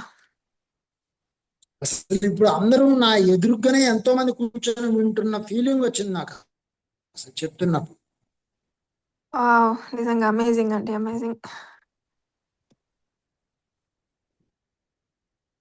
ఇంకెవరు మాట్లాడట్లేదు తల్లి, మీరు మాట్లాడుతున్నారని వింటున్నారు. మాట్లాడండి. నేను మ్యూట్‌లో ఉంటా. లేదు లేదు, చెప్పండి, అందరూ మాట్లాడొచ్చు. కాకపోతే వాళ్ళు ఎవరు వింటూనే ఉండిపోయారు ఏంటి అని. ఉన్నదే ముగ్గురు నలుగురు కదా, వాళ్ళు ఎవరు ఏం మాట్లాడలేదని అడిగాను. శైలజ గారికి వాళ్ళ గ్రాండ్ కిడ్ వచ్చిందండి. తను బిజీగా ఉంది. ఆహా, జన ఓకే. ఆహ్, జనాభాయ్ గారు, చెప్పండి, ఎవరు జనాభాయ్ గారు మాట్లాడినా ఏమన్నా ఒకటే. మాట్లాడతారా? థ్యాంక్స్ అండి మాధవరావు గారు. అయ్యో, చాలా థ్యాంక్స్ కే ఉందమ్మా, మీరు ఏదైనా మాట్లాడితే వినాలని అంతే. యువర్ అంటే ఫీలింగ్స్. మీరు మీరు మీరు చదివితేనే కదా మేము వింటున్నాం సార్. అవును. మీరు ఎంత బాగా లోతుల్లో నుంచి మీరు హృదయంలో నుంచి చదువుతున్నారు. నేను కూడా ఈరోజు మణి గారు అన్నట్టు మంచి కూర్చొని కళ్ళు మూసుకొని వింటున్నాను. చాలా బాగుంది. వండర్ఫుల్ అమ్మా, వండర్ఫుల్. అదే మీ స్పందనలు కూడా ఉంటే ఇంకా సంతోషం కదా, ఎట్లా ఉన్నారు, ఏంటి, ఏం ఫీల్ అవుతున్నారు అనేది తెలియాలని. అవును sir. Thank you sir. Thank you very much. Thank you. అయ్యో, వెల్కమ్ తల్లి, వెల్కమ్. చెప్పండి, శైలజ మేడం కూడా మాట్లాడట్లేదు, ఉన్నట్టున్నారు కదా. చాలా బాగా ఎక్స్ప్లెయిన్ చేశారు మాధవరావు గారు. అమ్మా, thank you. నాకు కూడా నేను చాలా వరకు కళల్లోనే ఎక్కువ ఎక్స్పీరియన్సెస్ తీసుకుంటాను. ఓకే.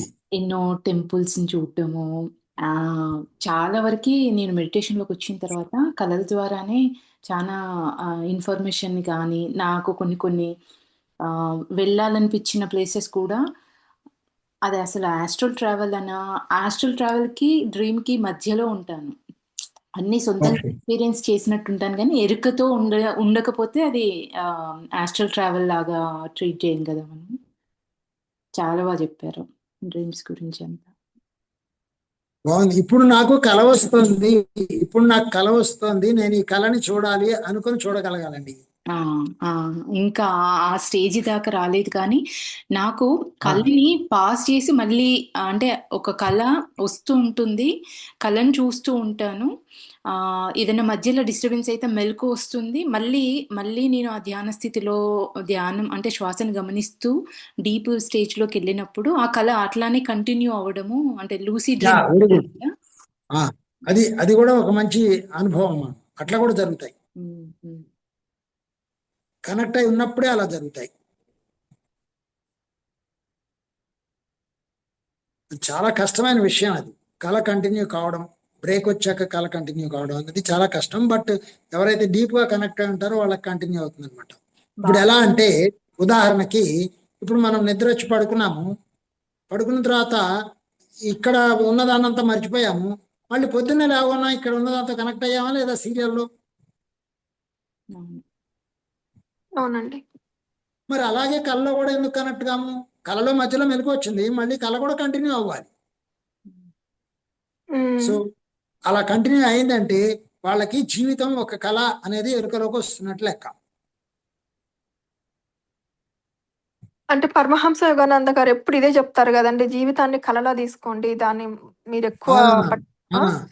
ఆ. అంటారు. మళ్ళీ నేను కాదు ఇప్పుడు నా శరీరంలో ఉంది. భగవంతుడే నా శరీరంలో ఉన్నాడు. అది నా మరణం తర్వాత మీకు తెలుస్తది అని గూడా జెప్తారు గదా! అవును, నేను కూడా ఉన్నాను, భగవంతుడు ఉన్నాడు. ఈ నేను హ్మ్. బయటికి వచ్చి చూస్తే భగవంతుడు కనబడతాడు. అది హ్మ్. అలాగే ఈ నేను బయటకు వచ్చి చూస్తే నా నేనుల యొక్క వాస్తవికతలు కనపడతాయి. హ్మ్. అదనమాట. నాతో నేను కనెక్ట్ అవ్వడం అంటే ఈ నేనుతో కాకుండా ఈ నేను నుంచి బయటికి రావాలి. అదనమాట. ఆహా! శరీరం నుంచి బయటకు వచ్చిన స్థితిని బాగా అనుభూతి చెందాలి. ఇప్పుడు ఇదంతా కళ అని ఎలా అనుకుంటారమ్మా? మనం ఎలా అనుకుంటాం?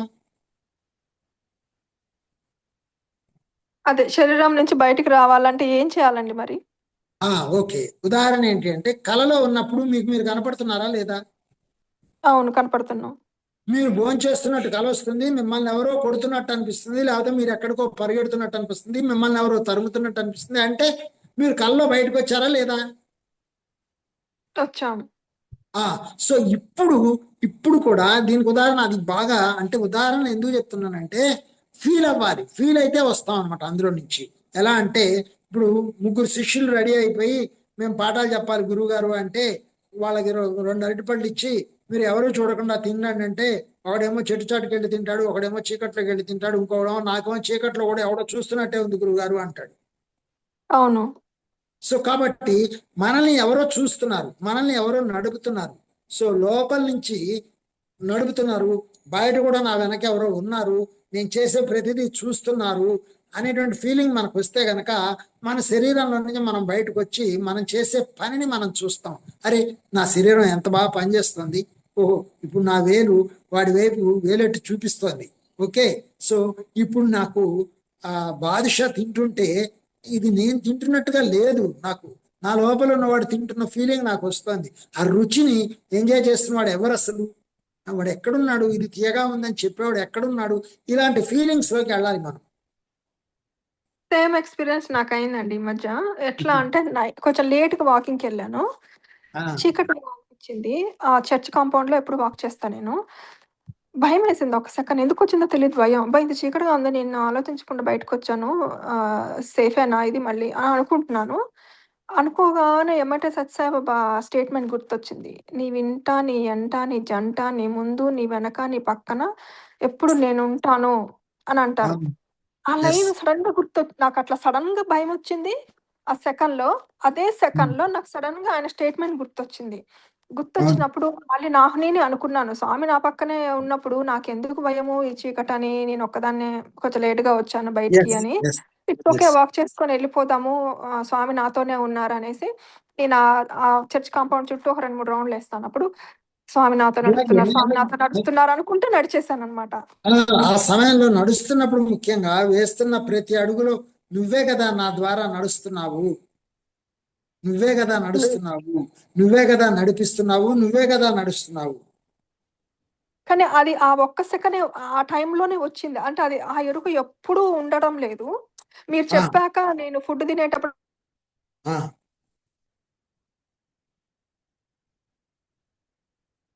మ్యూట్ లోకి వెళ్ళారు నాన్న. Hello, mute అయ్యారమ్మా. సారీ అండి. చెప్పండి. నేను చూసుకోలేదు. అయితే ఆ ఎరుక డే అంతా ఉండడం లేదండి. అంటే అవును. ఏదైనా దుఃఖంలో ఉన్నప్పుడు, భయంలో ఉన్నప్పుడు, ఆ ఎమోషన్స్‌కి గురైనప్పుడు వస్తుంది ఒక్కొక్కసారి. ఆ, ఒక్కొక్కసారి ఫుడ్ తినేటప్పుడు మీరు చెప్పారు గదా! గుర్తుపెట్టుకోండి ఇది అని, అది గుర్తుపెట్టుకుంటున్నాను. కానీ అవును. డే అంతా ఉండడం లేదు. అది ఉండాలంటే మనం ఇంకా ఏం చేయాలి? ఏం లేదు, నిదానంగా నిదానంగా ఆ భావంతో ఉండాలి ఎప్పుడు. అంతే, నిదానమే ముఖ్యమైనది. నిదానంగా ఉంటేనే ఆ భావం ఉంటుంది. పని యొక్క ఒత్తిడి అలజడి ఉన్నప్పుడు అది మిస్ అవుతుంటుంది. హ్మ్. అదనమాట. అందుకని ప్రతిదీ ఎంత నిదానంగా దాంతో పాటుగా మనం ఉంటే ఆ భావన మనం ఉంటుంది. నువ్వే చేస్తున్నావు, అంతా నువ్వే చేస్తున్నావు, నా ద్వారా నువ్వే చేస్తున్నావు, నాదేం లేదు, చేస్తున్నది నువ్వు. ఈ నేను అనేది ఒక అనుభవం కోసం మాత్రమే ఈ శరీరం వచ్చింది. ఈ అనుభవాలన్నిటినీ కూడా ప్రోగు చేసుకొని జ్ఞానాన్ని పొందడానికే ఈ మనస్సు ఈ నేను ఉన్నది. కానీ అవన్నీ చేస్తున్నది నువ్వే. హ్మ్. ఆ థాట్ బాగా మల్టిప్లై అయి ఉండాలి. అంటే అనుకోమని కాదు చెప్పేది, అది మైండ్లో తీసుకుంటే చాలు, ఆ ఎరుక ఉంటుంది అనమాట. హుహు. ఇప్పుడు నేను ఎందుకు మాట్లాడేటప్పుడు ఆటోమేటిక్గా కళ్ళు మూసుకుంటున్నాను? అంటే నాకు ఎప్పుడు కూడా మాట్లాడుతున్నది నేను కాదు అనేది నాకు ఫీడ్ అయిపోయింది. కాబట్టి నేనుగా మాట్లాడేది ఏది నానే కళ్ళు మూసుకుంటాను, చదివేటప్పుడు మాత్రమే కళ్ళు తెరుస్తాను. అవునండి. అది అబ్జర్వ్ చేశాను నేను. అంతే, ఆటోమేటిక్గా జరిగిపోతుంది. అది మనం తీసుకున్న ఫీల్ని బట్టి అది జరుగుతుంది. మన సాధన మనకు చెప్తుంది జవాబు. అది ఓ నేను కాదనమాట అనేది మనకు తెలుస్తుంది.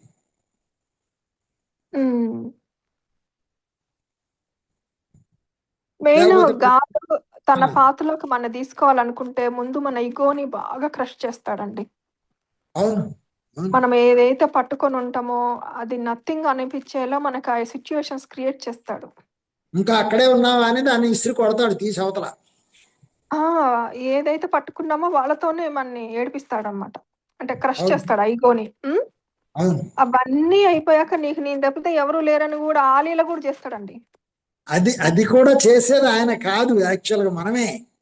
ఆ మనమే చేసుకుంటాం అలాగా. మనం నేర్చుకోవడం కోసం చేసుకున్న డిజైనే అది. మన ద్వారా మన ఆ, చేతనే తను కదా, ఆ చేతనే తను అవునండి. కదా. అవును. కాబట్టి తనని విడిగా చూడొద్దు. మనిషిగా, ఒక గురువుగా, ఒక దేవుడుగా అలా విడిగా ఒక రూపం ఇచ్చి చూడొద్దు. చూస్తే మనం మళ్ళీ ఇరుక్కుపోతాం అక్కడ. ఇప్పుడు పత్రిజీ దూకారు, సేతు దూకారు అన్నానంటే రూపం కనబడదు అక్కడ నాకు.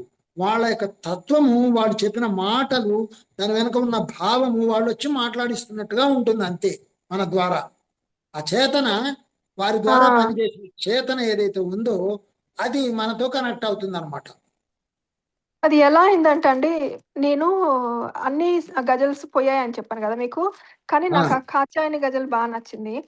అబ్బా! అది పోయిందే అనుకుంటున్నా లోపల. ఇంకొకటి ఈ ఇన్విటేషన్ కూడా మళ్ళీ నేను టైప్ చేసుకోవాలి అనుకుంటున్నా. కానీ మిమ్మల్ని అవేమి నేను డీటెయిల్స్‌తో మిమ్మల్ని అడగలేదు. మిమ్మల్ని అడగకపోయినా ఇట్లా పోయినాయండి పంపించండి అని ఒక జస్ట్ ఏదో ఇన్ఫర్మేషన్ పెట్టాను మీకు. మీరు పెట్టినందుకి నా లోపల నేను ఏది కావాలనుకుంటున్నానో అదే మీరు నాకు పెట్టేసారు. ఓకే, వెరీ గుడ్ వెరీ అంటే గుడ్. ఆ యూనివర్సు మనలో తపన ఏది కావాలంటే అదే అవును, ఇస్తది. ఆ! ఖచ్చితంగా అనేది నాకు మళ్ళొకసారి నిరూపణ. అంతే. నాకు 'గీతా మకరందం' బుక్ గూడా సేమ్ జరిగిందండి ఇన్సిడెంట్. 'గీతా మకరందం' బుక్కు పీడీఎఫ్ పెడితే గ్రూప్‌లో, అబ్బా! భలే ఉంది. ఈ బుక్ నాకు దొరికేసింది. నైట్ 8:30 సెషన్‌లో తను చదువుతానన్నమాట 'గీతా మకరందం' బుక్. 2 శ్లోకాస్ ఎవ్రీ డే చదువుకుంటాం. Week days. అయితే ఆమె చదువుతుంటే నిజంగా పీడీఎఫ్ ఉండి నేను కూడా చూసుకుంటే బావుంటది గదా! అనిపిచ్చింది లోపల. ఒక థాట్, ఇవన్నీ కూడా థాట్సే. అవును అనిపిచ్చింది. అనిపిచ్చాక అవును. ఎమ్మటే స్పిరిచ్యువల్ బుక్స్ అని ఒక బుక్, నేను ఆ గ్రూప్‌లో ఉన్నాను. వాళ్ళు పీడీఎఫ్‌లు పెడుతుంటారు. ఆ పీడీఎఫ్ పెట్టారు. పెట్టినప్పుడు అది చూడగానే చాలా ఆనందం వేసింది. అబ్బా! నేను ఏదైతే కావాలనుకున్నానో అదొచ్చింది అనుకున్నా. అయితే వాళ్ళేం చేశారు, ఓన్లీ ఇంట్రడక్షన్ అనే ఒక చిన్న పార్ట్ పెట్టారు. అది గీతా మకరందం చానా పార్ట్‌లు పార్ట్‌లు ఉంటదనమాట చాప్టర్స్ వైస్. అవును. అవేం పెట్టలేదు. Only introduction. అబ్బా! ఇంట్రడక్షన్ ఒక్కటే పెట్టారు గదా వీళ్ళు అనుకున్నాను. ఉమ్, అనుకున్నాక ఫ్రెండ్‌ని అడిగానన్నమాట. ఆ ఇంట్రడక్షన్ గూడా నిన్న పోయింది నా దగ్గర. ఓకే. పోయినప్పుడు శైలజ గారిని అడిగాను నేను. సో, నా దగ్గర ఇంట్రడక్షన్ అని ఉండేది. అది గూడా పోయింది కొత్త ఫోన్ తీసుకున్నప్పుడు అంటే, ఎందుకు మరి అన్ని చాప్టర్స్ ఇంటర్నెట్‌లో ఉంటాయి గదా! అని జెప్పింది తను. అవును అంటే అవును. ఒక సెకను ఇచ్చినట్టు ఆనందము ఇచ్చాడు.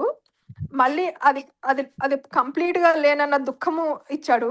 మళ్ళీ ఇంకొకళ్ళ ద్వారా మొత్తం గూడా ఇచ్చాడు. అవును అంటే ఎక్స్‌పీరియన్సెస్ వల్ల ఆహ్, ఆ దివ్య శక్తి అంటారో మీరు ఏమనైనా పెట్టుకోవచ్చు మనం. అవును. మనం కనెక్ట్ అయ్యే ఉన్నాము. ఆయన ఆడుకుంటున్నాడు మనతోటి, లీలలు చేస్తున్నాడనేది మాత్రం నాకు చాలా ఎక్స్‌పీరియన్సెస్ చాలా అయ్యాయండి అది. మన మన నేనుని ఈ నేనుని మనం ఎంత లోపలికి వేసేసుకుంటున్నామో అప్పుడు ఆ చేతన ఎలా కనెక్ట్ అయింది అనేది తెలుస్తుంది. ఆ చేతన దీనికి సహాయం ఎంత చేస్తుంది అదనమాట మెయిన్. హ్మ్. అంటే ఒకటి అనుకోగానే అది మెటీరియలైజ్ అవ్వటం. ఇప్పుడు అవును 'ఓషా' గారి బుక్ చదవాలి అనుకోగానే రమణమ్మ గారు చెప్పాలంటము. పరమహంస అవును. యోగానంద చేయాలనంగానే మీరు చెప్తాను నెక్స్ట్ బుక్ అనడము. ఇవన్నీ కూడా అంటే నా ద్వారా జరుగుతున్నయి. నేనేమి చేయడం లేదు. కానీ నా లోపల తపనను బట్టి భగవంతుడు నాకు చుట్టూ ఎస్ ఎస్. ఏర్పరుస్తున్నాడు. హ్మ్. అవును అంతే. మీరు ఎంతగా కోరుకుంటే అంతకంటే ఇంకా ఎక్కువే జరుగుతుంది మీకు ఎప్పుడు. అదే అండి. చాలా, చాలా అసలు ఈ స్పిరిచువల్ జర్నీ అనేది చాలా అద్భుతమండి. ఆ ప్రహ్లాదుడు ఎందుకన్నాడు అందులో ఒక్కొక్క ఆ సినిమా చూస్తుంటే అంటే నేను 3 సార్లు చూసాను ఆ సినిమాని. అది ఎండ్‌లో ఓ, చివరిది. అసలు వండర్ఫుల్. ఆయన ఆహ్, ఏనుగులతో తొక్కిచ్చేటప్పుడు ఇప్పటికైనా అవును, నువ్వు ఆ అవును, పిచ్చిలోంచి బయటికి రా అంటారు. అవును. అంటే మీకు తెలీదు ఈ పిచ్చి ఎంత ఆనందంగా ఉందో అంటారు. అసలు 50 ఏళ్ల క్రితం తీసిన సినిమా మీరు చూడండి, అది కూడా అద్భుతంగా తీశారు ఆ అవునా రోజుల్లోనే. అండి. భక్త చూసాను గానీ ప్రహ్లాద ధ్యానంలోకొచ్చాక చూడలేదు. మళ్ళీ చూస్తాను. చూడండి, చూడండి, అది చాలా అద్భుతంగా తీశారు అసలు. అబ్బా, అదేంటి హ్మ్. అందులో పాట ఉంది కదా, ఆ పాత సినిమాలో పాట. ఆ జీవం నీవే కదా! ఆ ఎంత అసలు అద్భుతంగా ఉంటది రోమాలు ఒక్కొక్క లిరిక్ అది. అవును. మీరు ఆ మాట చెప్పగానే నాకు రోమాలు నిక్కపొడిచినట్లు అవుతుంది. అసలు ఆ పాట ఎన్ని సార్లు విన్నా వినొచ్చు. అవునండి. అవును. బావుంటదది చాలా. ఎస్. థాంక్స్ ఓకే అండి. అండి, ఇంకెవరైనా మాట్లాడతారా ఇంకా? అంతా వింటున్నారు వాళ్ళు మాట్లాడట్లేదు. అండి శైలజ గారికి వాళ్ళ daughter, son in law, kids అందరూ ఇక్కడే ఓకే, ఉన్నారండి. అందుకే. పర్లేదు పర్లేదు, ఏం పర్లేదు, వింటూ ఉంటారు ఇప్పుడు తనసలు దాకా. జాయిన్ అవుతదో లేదో అనుకున్నా. కనీసం జాయిన్ అయ్యి వింటున్నారు. ఓకే, ఓకే, పర్లేదు. రైట్ అండి, మరి సెలవు తీసుకున్నాం ఇవాళకి. 9:30 ఆ! అయిందిగా. ఓకే అండి. కిరణ్మయ్య గారు ఇంకా ఎండ్ చేయొచ్చండి దిస్ రికార్డింగ్. కలుద్దామండి. Thank you. ఓకే. థాంక్స్ అండి. Thank you. ఓకే.